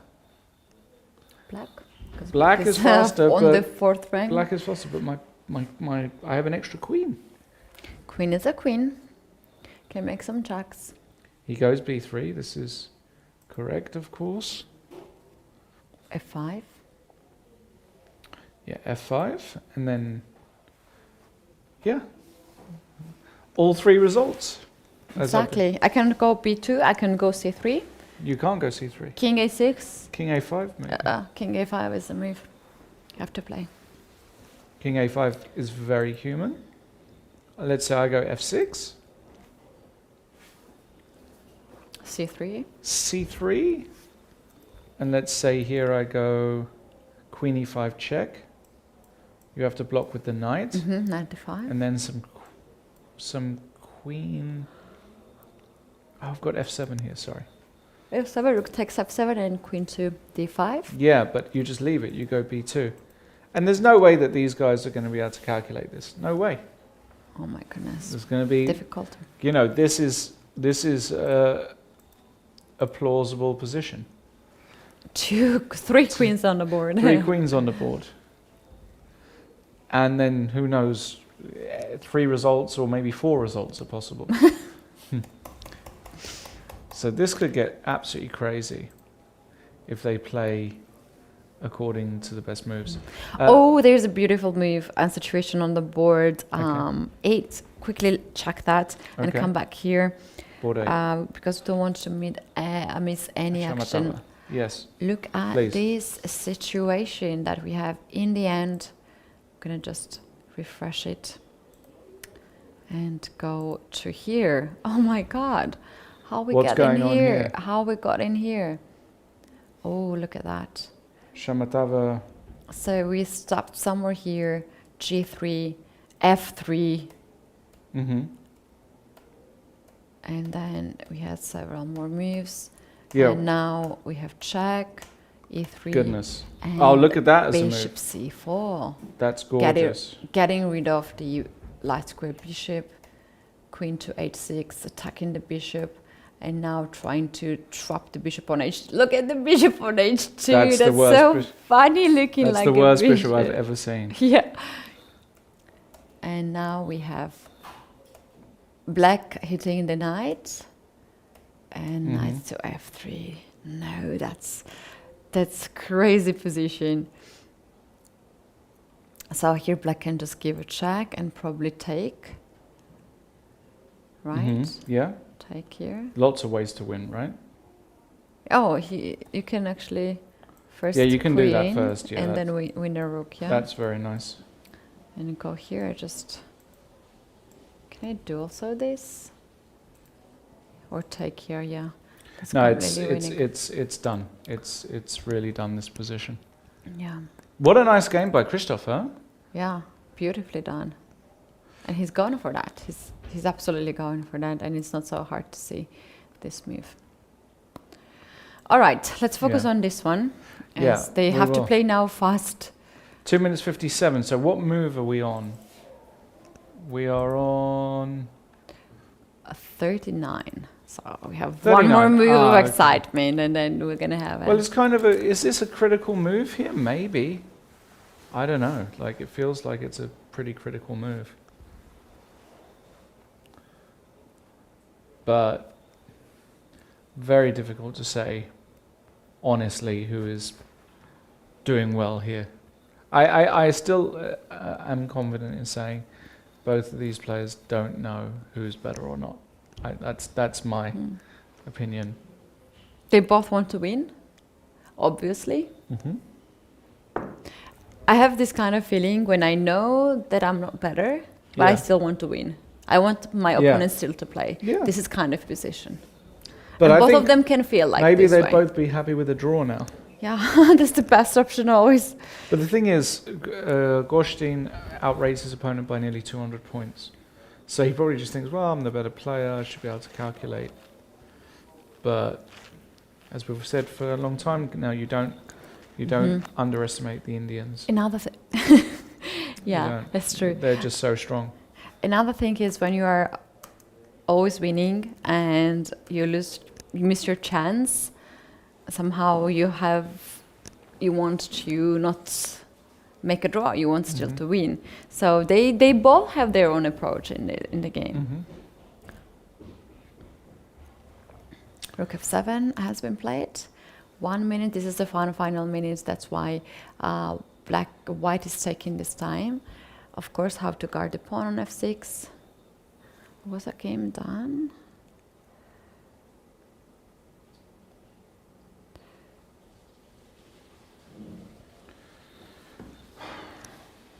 Yeah. Deep in concentration, but okay, when they reach the time control, it's going to be just a completely new game, right? They're starting from zero, basically. So it's actually very interesting to see. Okay, we'll come back to that. Vitokin against Max Hess. Now, Vitokin is a pawn up, but this looks like it's holding for black. Yeah, Vitokin was completely winning, right? Yeah, He had much Vitokin better had an position. amazing position, and now he's in this position. Probably the hold is something like rook g5 and h5, I would guess. Looks a bit scary, but I don't really know what else you're supposed to do.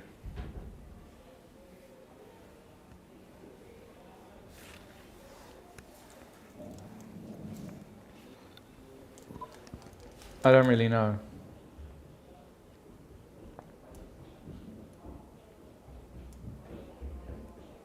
Very tough, very tricky. Very, very tricky.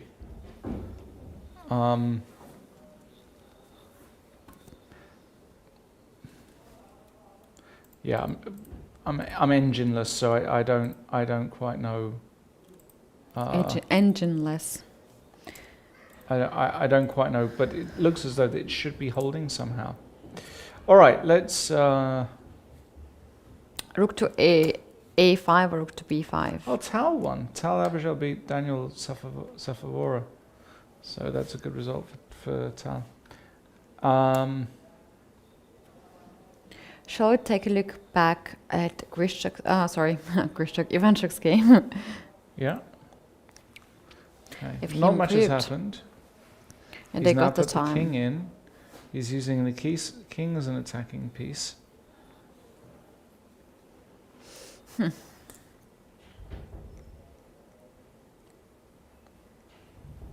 Yeah, I mean, the question is how sturdy is this defense? I'm not sure. And the young guy, he's going to have some trouble against somebody of the quality of Ivanchuk. Yeah, he signed for that when he played, Yeah. when he started to play against. But I think he's doing a really good job to survive Yeah. so nicely with extra pawn, not losing. It's kind of achievement there. Do you think we should take another break now to let the players make the moves, because basically we'll not get any moves, any updates in the game. So you guys, it's going to be our last break for today, and we'll be back in 10 minutes. And at the time, we're going to have some of the moves on the board. The games are still exciting. It's just players got extra half an hour, and they are going to use it. So much time on the clock for them. So we are also going to charge our batteries, and we'll be back shortly. See you soon.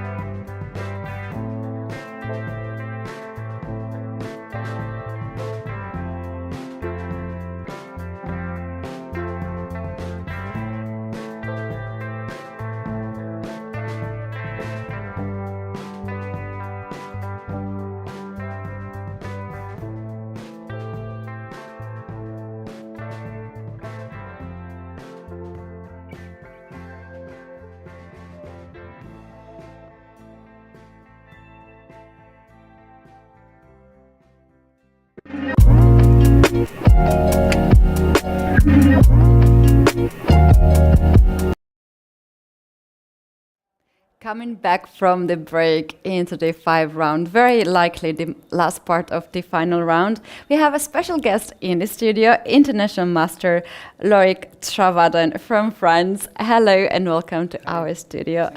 How was your game today? Tell us a little bit about your game.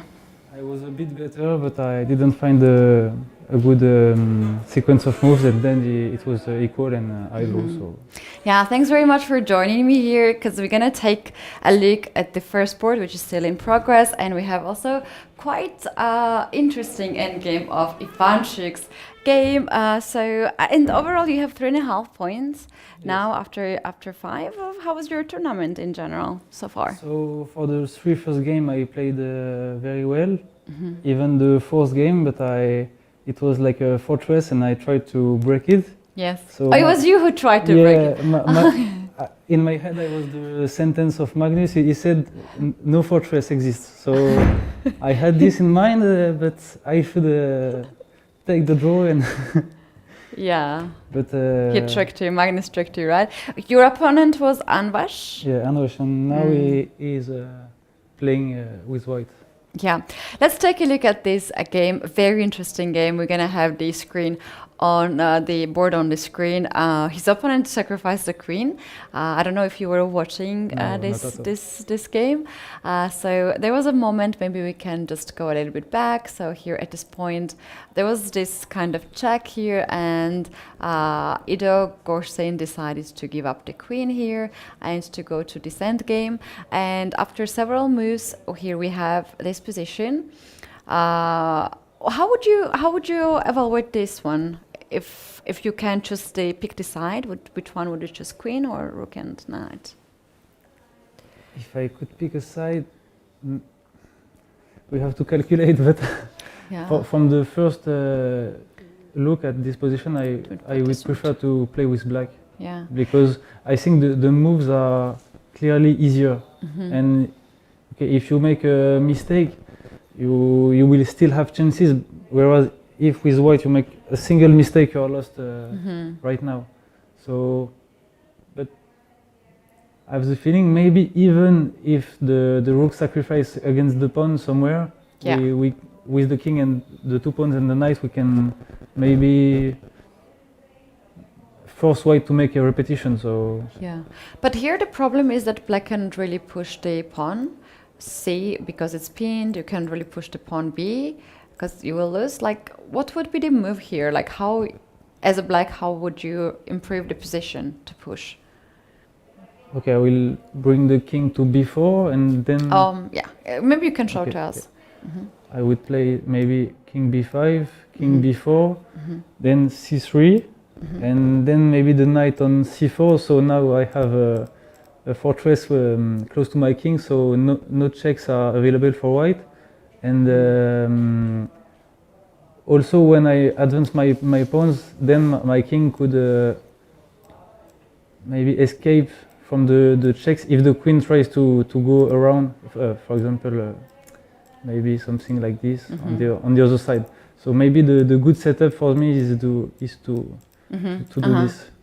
Okay, let's put in the words on the board. So Okay. king to b5. King to Let's say I go b5. f6. F6 is the most logical. Okay, maybe king b4. Okay, we have to look at some queen e7, but Yeah. we, for example, queen e7, but we make a queen b4 with black, and I mean after, but with a check. And, Yeah. And after we still have another pawn, so it's not possible to do this with white. And here you see now you have to be very precise with white, because I see with the evaluation it's not so easy to find the good moves. For example, if we play a logical move as a queen e1, it's already maybe lost because of the setup I spoke about with c3. So very hard task for white, I think. Exactly. How about in this position if we try to play some move like queen to f1? This might look passive, but or queen to queen f2 is a blunder. Queen f1.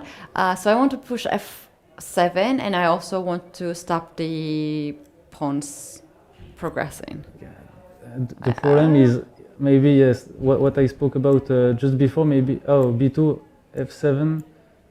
Okay, there is rook take. But even if, for example, this and if we don't queen, maybe c3. You see, it's still not winning for white. So that's the big problem I spoke about with the knight and the 2 pawns. Even if you win the rook, it's not winning. So. Yeah. So black is in a safe sit now in this position. Yeah, that's why I told you I really prefer to play it with black because and black has many options like pushing b2, pushing c3, bringing the knight, maybe block the pawn with the rook. There are like 5 or 6 moves that are not losing, whereas at each move white can lose the control. Yeah. I really wonder how white is holding this position, how white is maybe queen e6 here in this. Queen e6, he is forcibly thinking about it because it makes a double attack. So now, okay, black can either defend the knight and the rook, make a check, or pushing one of the 2 pawns. Well, that's interesting. Maybe c3. And when I take the knight, that was what I spoke about before, to bring the king on b2 and then to avoid every checks. But I see here white has a way of winning with this, and the 2 pawns are blocked. So that was not the right maneuver. Okay, so the direct way is obviously b2. White takes, we go here. So now our threat is to check and to queen. Okay. Yeah, and then white has to find the perpetual, but you see it's not very comfortable because if you are forced to find a perpetual and I mean it's two results. Either black wins, either draw. Either draw. Yeah. So. Yeah. Yeah. Oh wow. And you have so to calculate very far. So since this position, you have to see all the perpetual, and the king has all the time 5 or 6 squares to go. So it's very a nightmare. Very difficult, I think, yeah. to calculate. What do you think in this position? Now they have 20 minutes average, both of them, but they will convert this time for sure. They will spend some time. Do you think to have low time on the clock will be better for black because white has more options to make mistakes, or it will work for both ways? And black can also make mistake and lost here. I think with 20 minutes they're gonna spend like 15 minutes. I mean the white side. We spend like 15 minutes to decide because it's the decisive moment. But maybe with black I should play faster than with white. Just to blitz out your opponent. I think queen b5 is so logical. I would play it instantly. Yeah, I was also thinking about king to a5 here instead of b5 because like you are stepping out from the pin. So he has a lot of options, right? He has a lot of, and white has to do the only moves sometimes. But yeah, there's still a chance to save this game. Shall we take a look at another game which is also in progress and is very interesting? We have here Ivanchuk playing on this board. Oh, so many things has changed. Okay, let's take a look what has happened. Last time we saw this game was somewhere here after 40 moves. And here we have knight to c4 is a bit inaccuracy. Okay, since many moves he was a pawn down. He sacrificed it to get the bishop pair. And now we see it's not easy to play with the pawn up and less of activity. So knight to c4, bishop a4, takes, and knight to so now he gave back the pawn, but Ivanchuk has still the activity. So they make a trade, but it's in black's favor. So what should he have done? I would keep this pawn alive. Like, I Yeah. would never give it up. Me too. I would play any move here, but not give it up the pawn. Yeah. So maybe just yeah, rook e1, Mm-hmm. but still a big pressure. Like rook f2, knight c4. Yeah. Okay, he can still give some problems to white, but maybe better to keep the pawn for sure. Yeah, always better idea. Okay, so knight c4, bishop take. So if the bishop goes back, we have still the c5 square. Mm-hmm. So now that, I mean, so now that we gave the pawn, it's logical to at least take the bishop pair to black. Mm-hmm. So king take. Is he planning, like after 96, king has to move somewhere e3 or f3, right? Is white planning here to push c4 and c5 and create the pass pawn, his own? So let's say king goes to f3, and I just go here. Yes, the big problem here is that when black will push the e pawn, they will deliver this diagonal, so the bishop will come here to block the pawn with the c7 square, whereas when the pawn went to e3, the knight will never be able to catch the pawn. So I think that's the difference between black and white in this position, is that the bishop can But it's not very difficult for this to put, because black's pieces, look at how they are just stuck together. Rook is on f4. Like, for instance, if you go here e4, I'm gonna go c5. Yeah, but black has will win a tempo on the rook on d1. She's misplaced. This one? Yeah. Mm, Rook let's c1 sounds say- logical, but But then I'm gonna, like, after this one, is not like rook b4 or something like that? oh See? yes. How strong I am at tactics.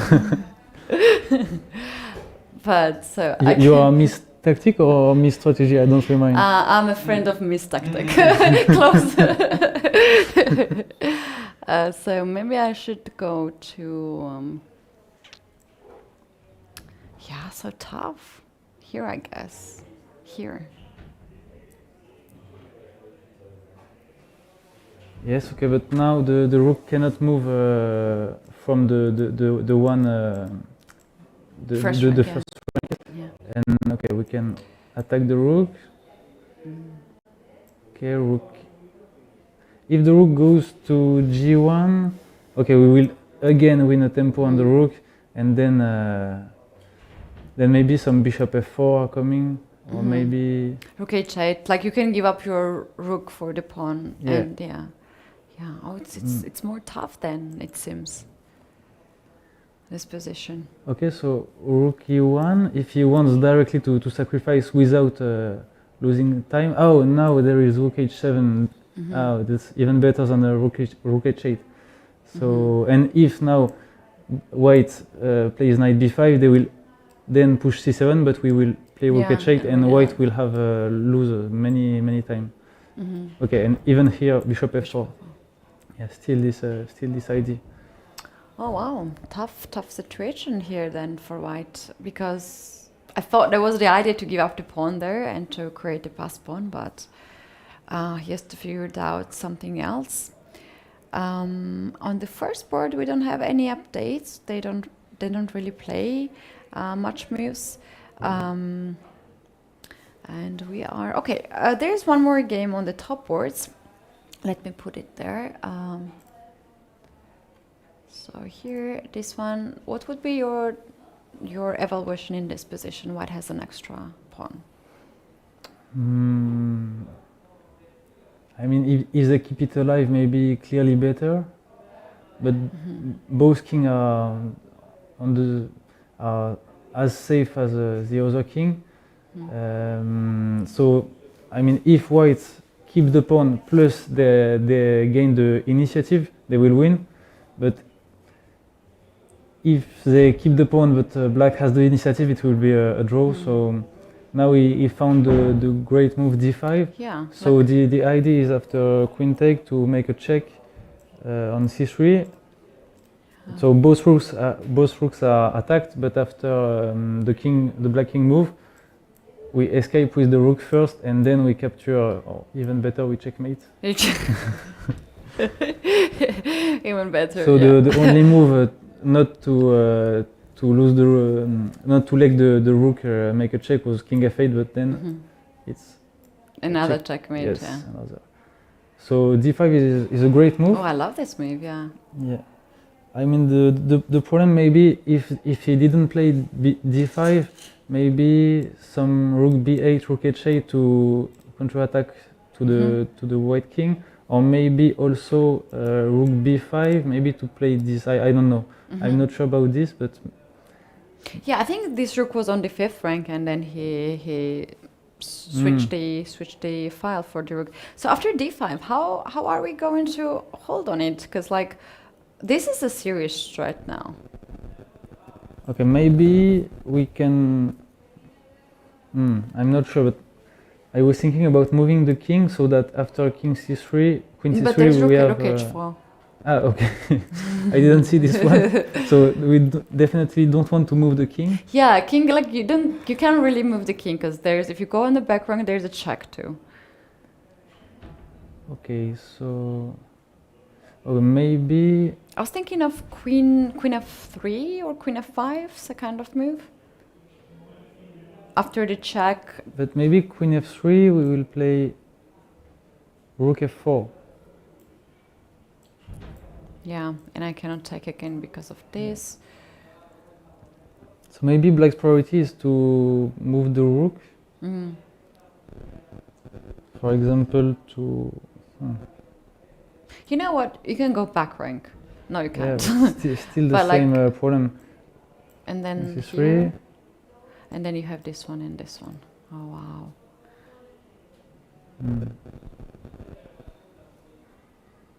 Lawrence, what do you think? It's winning for white. In practical, yes. Lawrence says it's winning for white. Okay. Maybe rook c2. That's the only move that avoids. There's another one. I was about to say it avoids the check Checks, on but the there's diagonal, but not It's two at all. checks. Yeah, you have to choose which check to avoid. Oh wow, it's so interesting.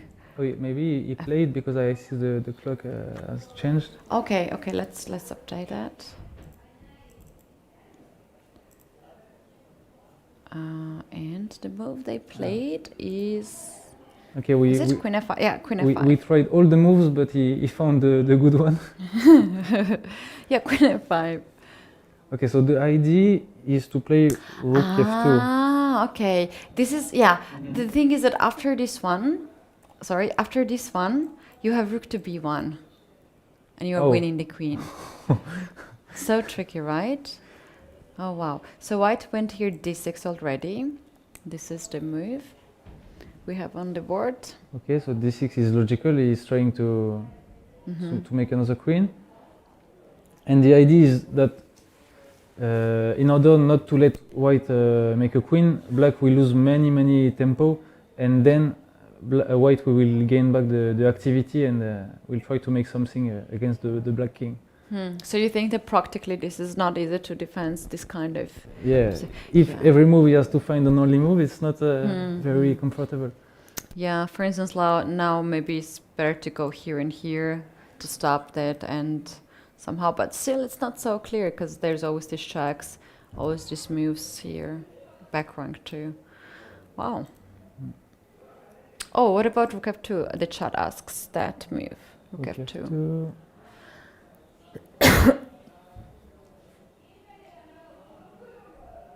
Oh, the rook ending is winning after queen c3. Oh, what I did. So queen c3 is still the same problem with the king that cannot move anywhere. So maybe f6 is the idea, because after queen f6 we can trade take and Oh. rook d4, and Oh no, the they're rook so is badly placed. so Yeah. misplaced. So, but my question is after f6. We can go queen c7 check here. And well, king h6, yeah, okay. rook h4, Rook h4 and queen c1 at the yeah, end. beautiful. Yeah. Okay. Okay, so this rook f2 doesn't work, but it's not that easy to see why it doesn't work, because if black can play rook f2 without any problem, it will be a draw right now. Yeah. But maybe also rook f2 d7 maybe is annoying. Okay, if he calculates rook f2, he will forcibly think about d7, because what he wants now is to avoid d7, because I think maybe now it's a threat for Again, for black. yeah. He made a move, I guess. Rook to b6 has been played. b6. Okay. So basically, after d7, he wants to play rook d6. Or maybe queen takes. Now I think It's possible he can, to take, yes. as you can. Yeah, you can maybe even pin your own rook. Yeah. Check, or like to go just back. Or here, yeah. It's equal. Okay, g4. Ah no, It's not possible. g4, Yeah. queen f4. So It's not possible. So, okay, rook b6 looks nice move.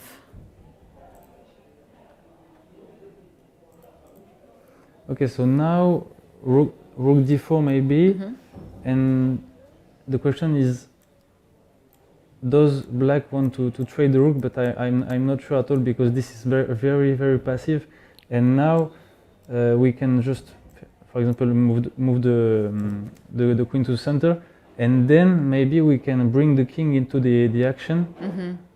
For example, we just upgrade our pawn situation, and then we bring the king, and when the queen moves, we always push d7. So Yeah. I think it's completely lost here for black. So maybe this is not the idea after rook d4, but rook d4. So rook b7, and okay, it's still passive, but now the queen is alive, and we have still some perpetual checks chances with black. So maybe it's better to be passive with a queen alive than to be passive with nothing alive. With the rook, yeah, to keep the rook there and keep the queen, yeah. Oh, very tough situation here. These two boards are coming back to life, even though that we have the very end game. Quickly check out what is happening on the board 1, if we have any updates. And we have a move there, which is after queen e2, rook to d6 has been played. What is your call about this move? He's just sapping pawn, right, going forward. It was not my intuition, this move, because Yeah. my intuition was really to not to care about the rook, but to bring the king to Yeah. d4, and then to push the pawns. I would never play this move, but Yeah. because it's too long, I think. You're not making progress with this, right? Yeah. You're not threatening. You're just stopping Yeah. white's progress. But you see, now he plays g4. Whereas if we had played king b5, he would not have time to do this, because we Exactly. are So pushing. here we have this position. I think now it's time to go with king b5 and make sure that you have this king on. But the problem is now I see white winning chances with the two pawns alive. Yeah. When this pawn gets on g5, they will be helping each other and will be unstoppable. Yeah. Wow. One little changes and the things can go upside down. Let's see what else we have. There's another game too. Oh, and Kirill Alison. there is a very interesting variation I see.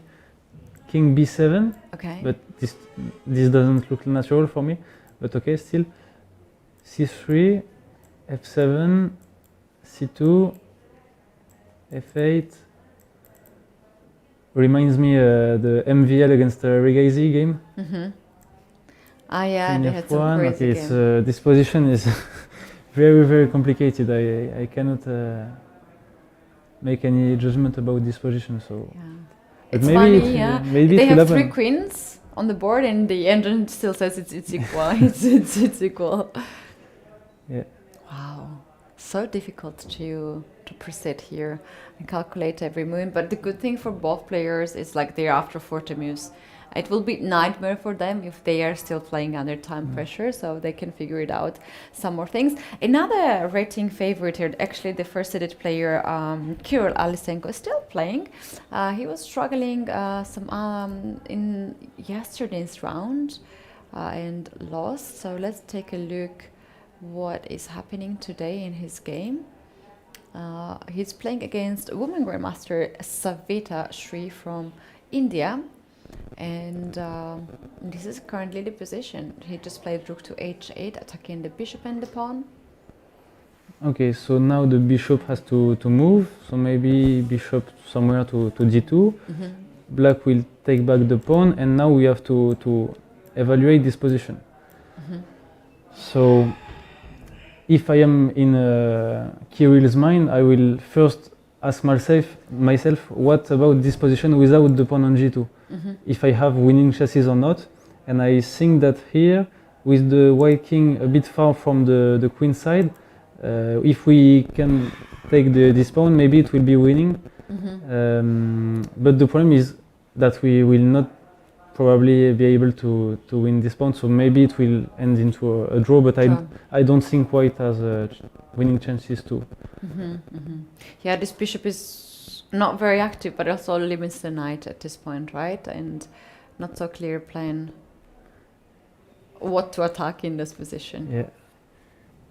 We might have the end game where one of the side pushes the pawn, and other side sacrifices the piece, and then rook and bishop versus rook, or rook and knight versus knight. Yeah, we can also have bishop and pawn against nothing, and it will not be winning because of the bad square. But so all the roads goes to draw here. The problem is that I don't know how black can create a passed pawn, because the c3 square is 3 times control. And for example, if I just play I don't know, knight f6 and put the rook on g4, I don't see how you make any progress. So I'm quite sure this will make a draw. Wow, interesting.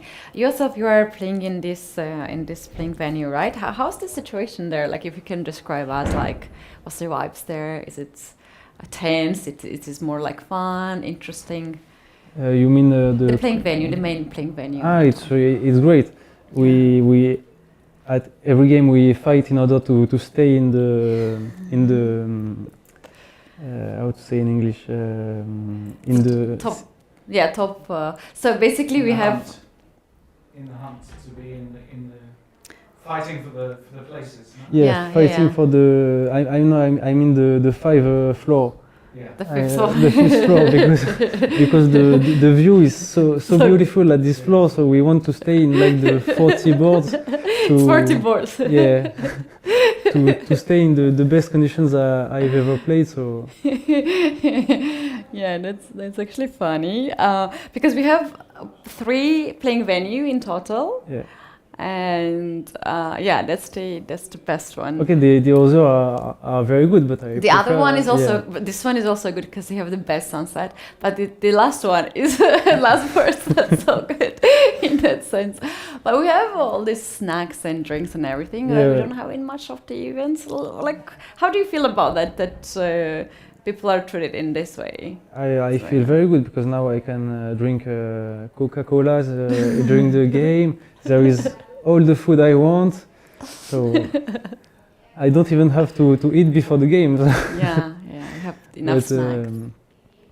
Yeah, we can see on the screen right now one of the organizers of this event, together with our guest, and very often he's mentioning that he wants to have all the players, like he wants all the players being treated as grandmasters and the top players. So he wants to have to create the equal conditions for everyone. which is really, really nice. Indeed, and yeah, the sunsets on the top. It looks, this playing venue looks like you play at the ferry or some like boat, right? You have this beautiful ocean view. Yeah, very nice. And when we start the game, it's the day, and when we finish, it's the night. So we have all the feelings there. Yeah, and this is really good. Do you have taken part in some side activities? Because we have bullet game. Every activity I did, every You're single taking activity. everything. Right? Yeah, sure. I played the bullet. I don't even know it was possible to play bullet over the board, but with the increment of 1 second, it's okay. It's possible, fun, right? Before playing, I thought every pieces would go around, but it was a very nice playing this tournament. Yeah. Then I played the blitz. Then I played the football. My team won, so I was happy. And this morning I played the paddle. Paddle. So wow. I really like this kind of tournament. I think it's kind of only in Spain I saw some very nice side activities. For example, I played also in summer this Barcelona Suns event, Suns, yeah. and we kind of some mornings we play football with the organization, and it's a great plus.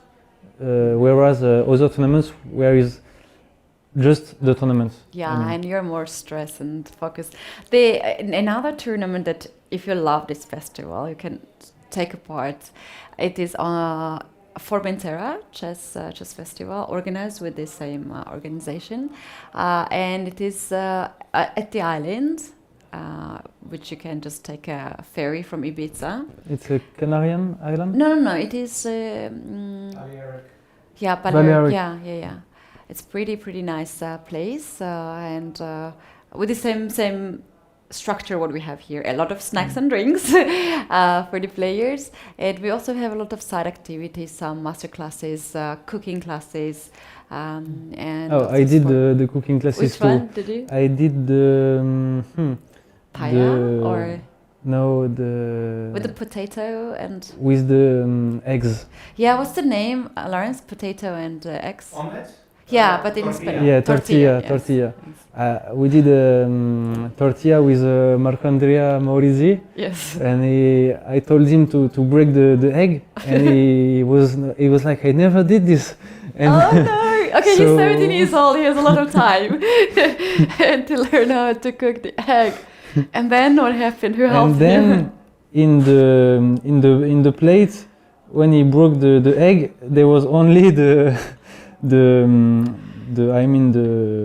Yellow yolk? no, the yellow was on the table, not on the plate. There was everything that we can eat in the egg in the plate. So Seems so- like you had fun there. yeah, the egg finished somewhere, but not in our stomach. Oh wow, that was it was also some kind of like competition too. Like there are like groups of people cooking separately, and then Not competitions, because it was more for fun, but the Yeah. football and the paddle was more competitive. So yeah, we have a little bit more events also coming up for the second part of the tournament. And also there is additional competition. The events that you are playing, Blitz, Bullet, Rapid, and so on, they will be then accumulated. Pentathlon? And yes, and you get another chance to get some prizes. So yeah, a lot of fun here, and thanks very much for coming and Yeah, tell us the you're welcome. stories and help us to go through the games, and have fun tomorrow. Do you have Yes. anything planned for tomorrow? Maybe go to Barcelona to spend a bit of time there, or maybe stay here to play the Blitz at I think 5:30. So anything is good for me. Perfect. Thank you so much. Yes, thank you. for coming. You left me so fast. I was.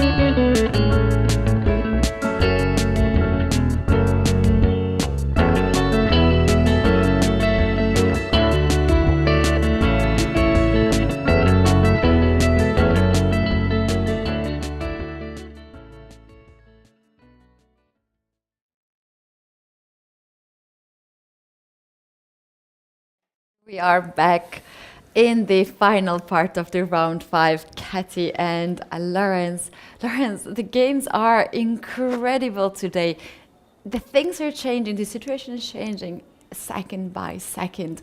Can you take us to the game that we have on the screen? Yeah, we're going to take to one that's still going on. This is the game of Sava Vitohin against Max Hess.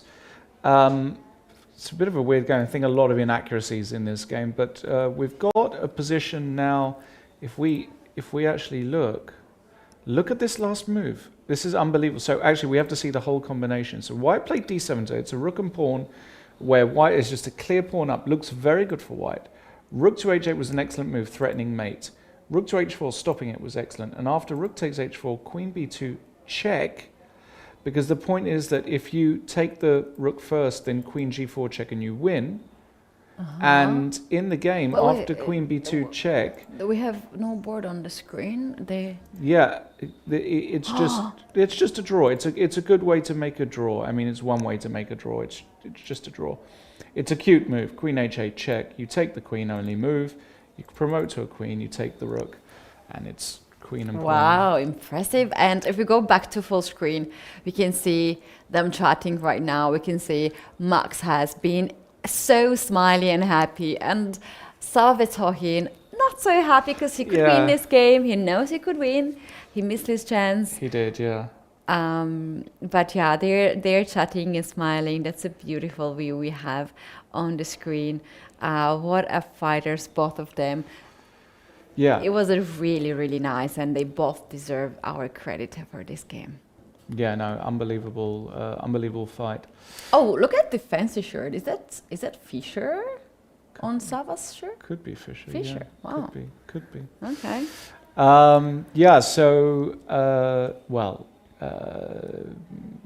We are drawing to a close for today's round. That game is draw. Pretty much all the top games have finished. Ivanchuk is still going. We'll quickly check in with him, but it looks as though his position is very, very good. He managed to get that breakthrough. There's a weak pawn here that he's trying to corral. And after king d4, well, e3 check looks terminal, because after king d3 you can now go e2. The point being you can't take on e2 because of rook takes c4. Lovely little tactic. This is pretty straightforward stuff, and the other point is you've got a very easy threat of bishop h4, and your pawn on f6 does a great job here of protecting the square on e5. So this is a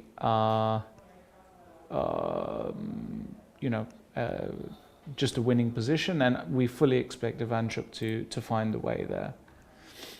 Alexeyenko, as you said before, shouldn't really be winning this position against Savita, but look at this. there's a king bit on of C2. pressure. The king is on c2, so there is a bit of pressure here. And, well, this construction is very interesting. So very important here. The rooks, Alexeyenko has offered a rook trade. You cannot take that rook. You cannot take that rook because the king is too active. So you move the rook probably to g1 because it's behind the pawn. And you're going to go g5, you're going to move up, you're going to go g6, you're going to just do your thing, moving up the board, and you are eventually just probably going to draw, because I think the knight will sacrifice itself for this pawn, and then the king will be too active over on this side of the board. So again, it feels like it should be a draw, this position, but it all depends how adventurous Alexeyenko wants to be. Does he want to be really, really adventurous or not?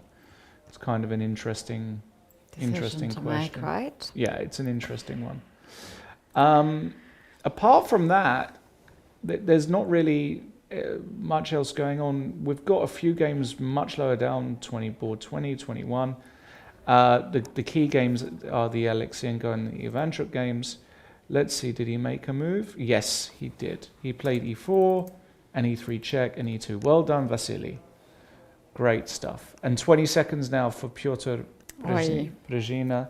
That's not enough time to figure it out, this difficult position. Well, there's just no of his. moves. That's the problem. You just don't have any moves. Because, Bishop h4 is coming. yeah, bishop h4 is a threat. So he played knight d6.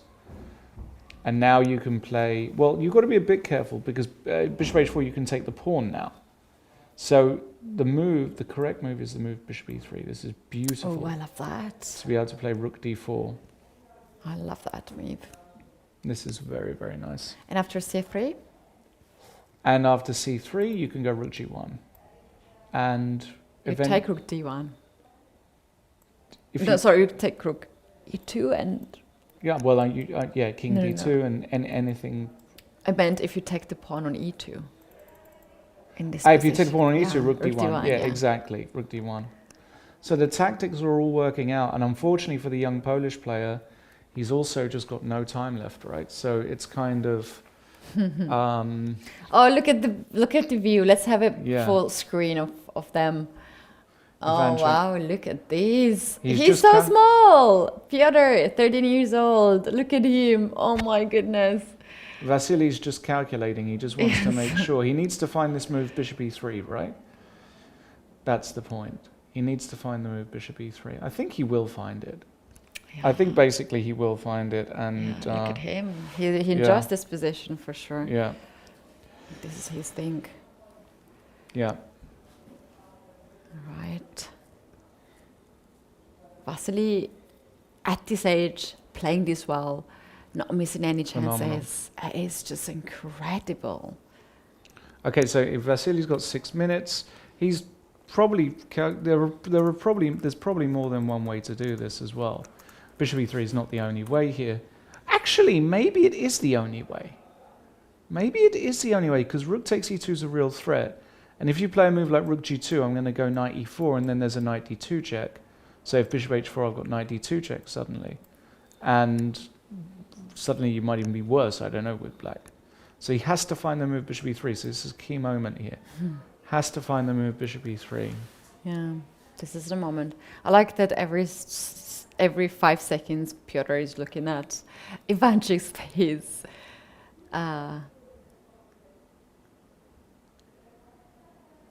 Yeah.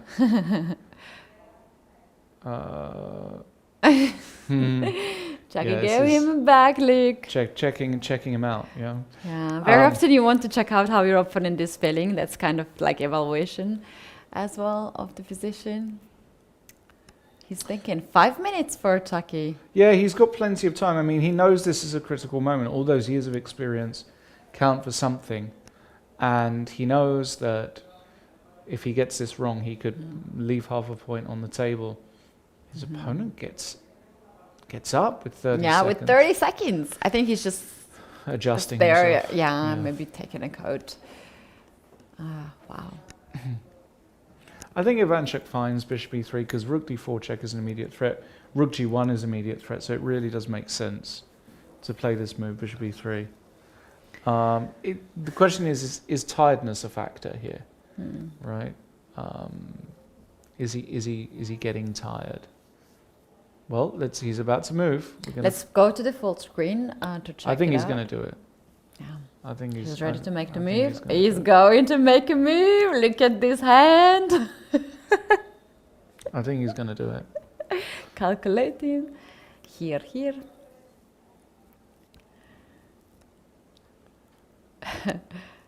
Wow, what a beautiful moment.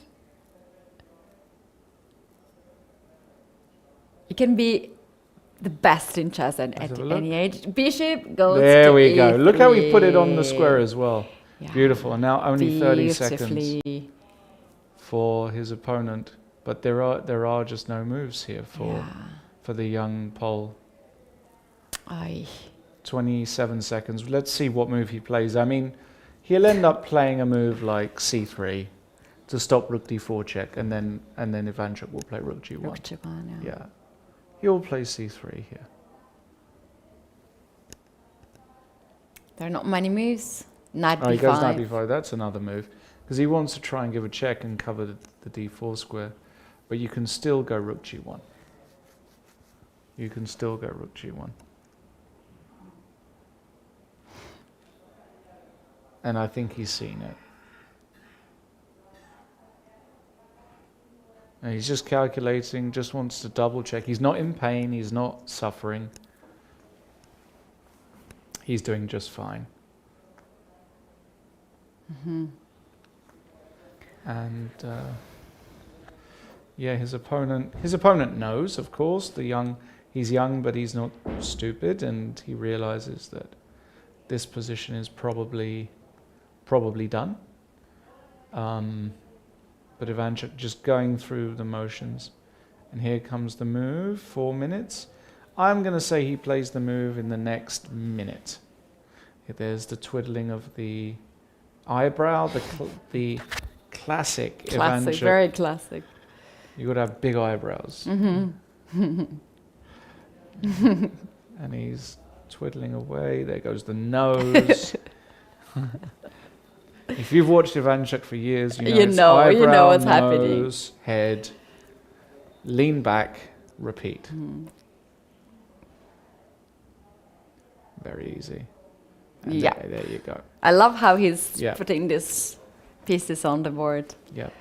And this is where resignation should come, because there's not really a move. You see that after rook takes e2, rook d1 check comes, and knight d4 you just take. So I think Piotr will find the resign button here. Pretty sure of it, actually. Yeah. Oh no, he's going to take the pawn. Okay. Rook e2. Oh, He's going to let Ivanchuk play rook d1 check. And now resigns. Now his- resign. Just go. What he wants to do is he wants to play knight Knight c3 check. c3. Yeah. But of course Okay. but of course it doesn't hold. Knight c3, there's going to be king d2. Or king e1 maybe. King d2 is also fine, doesn't matter. Knight takes d1. And importantly, the bishop... Yeah, I mean, this is just hopeless. The bishop can do too much here. He's going to go king d3 probably. Bishop c5. Bishop c5. And then you hit the pawn on a3. And if you go after the... Yeah, I mean, there's just nothing to do, actually. c3, king c2, and Vasily... Yeah, if I was... He checks the clock. No, if I was him... It's time for dinner. Yeah, it's resigns time. It really is, because you give up the bishop in all the endings for a pawn, and then you queen your f-pawn. Having that pawn on f6 makes a big difference. Yeah, in Qatar last round he finished very early. Yeah? The last round, Okay. and he said like, I "Oh can yeah, I believe that. finished early. When is the lunch?" Yeah. That makes sense.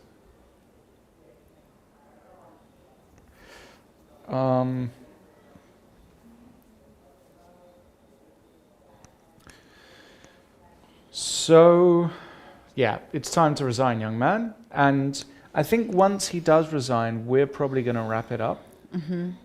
No, he does play c3. This is youthful. Well, he's going to go king c2 here. Yeah, king c2. There's no other move. And on king b4. I think bishop d2 wins the pawn. But after king b4. Yeah, he'll go bishop d2. Yeah. He'll take the pawn, then he'll walk towards the f5 pawn, and Mm-hmm. it's really not even it's not even close. He's very young, which is why he's not resigning. I think if you're a bit older, you resign here. Oh yeah, You don't wait for this. I would already resign after rook g1. Yeah, because the point is that with increment, there's really no chance you can go very wrong. Yeah, but he's young. He should try.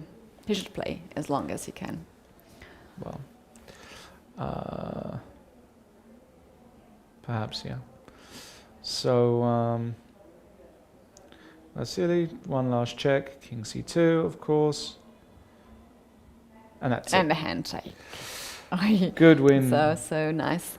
for Ivanchuk. Moment, very nice win. Another win of Ivanchuk. Look at him. Is he going to win all the games at Sunway Sitges Festival? That's the question. He is unstoppable. They're talking a little bit. Vasily talks Polish. Yeah? Yes, he talks Polish. So they will have now some conversation. Ukrainian and Polish is quite similar, Very isn't it? close. Yeah, very close. So they... Yes, and He very often visits the city that Piotr plays for, Yeah? Katowice. Yes, Oh, in the- Katowice, the okay. team. So, maybe they have already met earlier, but not on the chessboard, obviously. I like that. Yeah. I The like expressions are great, aren't they? Okay. Well, there is one. I love this. Look at him. Yeah. I like his hoodie, actually. It's a cool hoodie. I like his hoodie too. Awesome, awesome, awesome. What a day today. I totally enjoyed all the games today. We've still got Beautiful one. land. We've still got one going on, but I think it's. Well, actually, I don't know if it's going to be a draw. It's Alexienko with black here. Has Alexienko got winning chances? I don't think so, right? Because the rook for the moment is offside, and you're going to do this. And is Alexienko going to try and win with just the 2 pawns? You can't, though. Not really. Not with best play. But the thing is, this game could go on for quite a long time. So it should be a draw, but we're going to find out tomorrow if it was. Or today in the evening. Or today in the evening. Yeah, we're going to wrap it up. Thanks again for watching. Great day. Thanks especially to Ketty for manning the ship today, as she was fantastic. The big news, well, no super big upsets, I would say. It's not been one of those days. Yeah. My question, Yeah. my main question here, looking at Ivan Tuk, how he's playing, coming from a quite nice tournament. Yes. Is he unstoppable at this event? He's winning back to back. He has won back-to-back, but he hasn't actually played anybody that's Grandmaster level yet. So let's wait and see. He will be on one of the top boards tomorrow for sure. We don't have anybody on 100%. That much we do know. We have a big pile-up of players on 4.5. Anwish, Ido, Edward, Marc-Andrea Marizzi is up there, Julian Sofrini, and so on and so forth. So we've got a big pile-up of 4.5s. They're all going to play each other. And we'll see. But it's not tomorrow. Tomorrow is a rest day, a much-needed one for the players, for us. So we will be back the day after next. Yes. For continued coverage. Thank you guys for watching. Thank you, Lawrence, Yep. for being an amazing co-host. And we will meet each other in 2 days. See you in 2 days. Yeah. Bye-bye.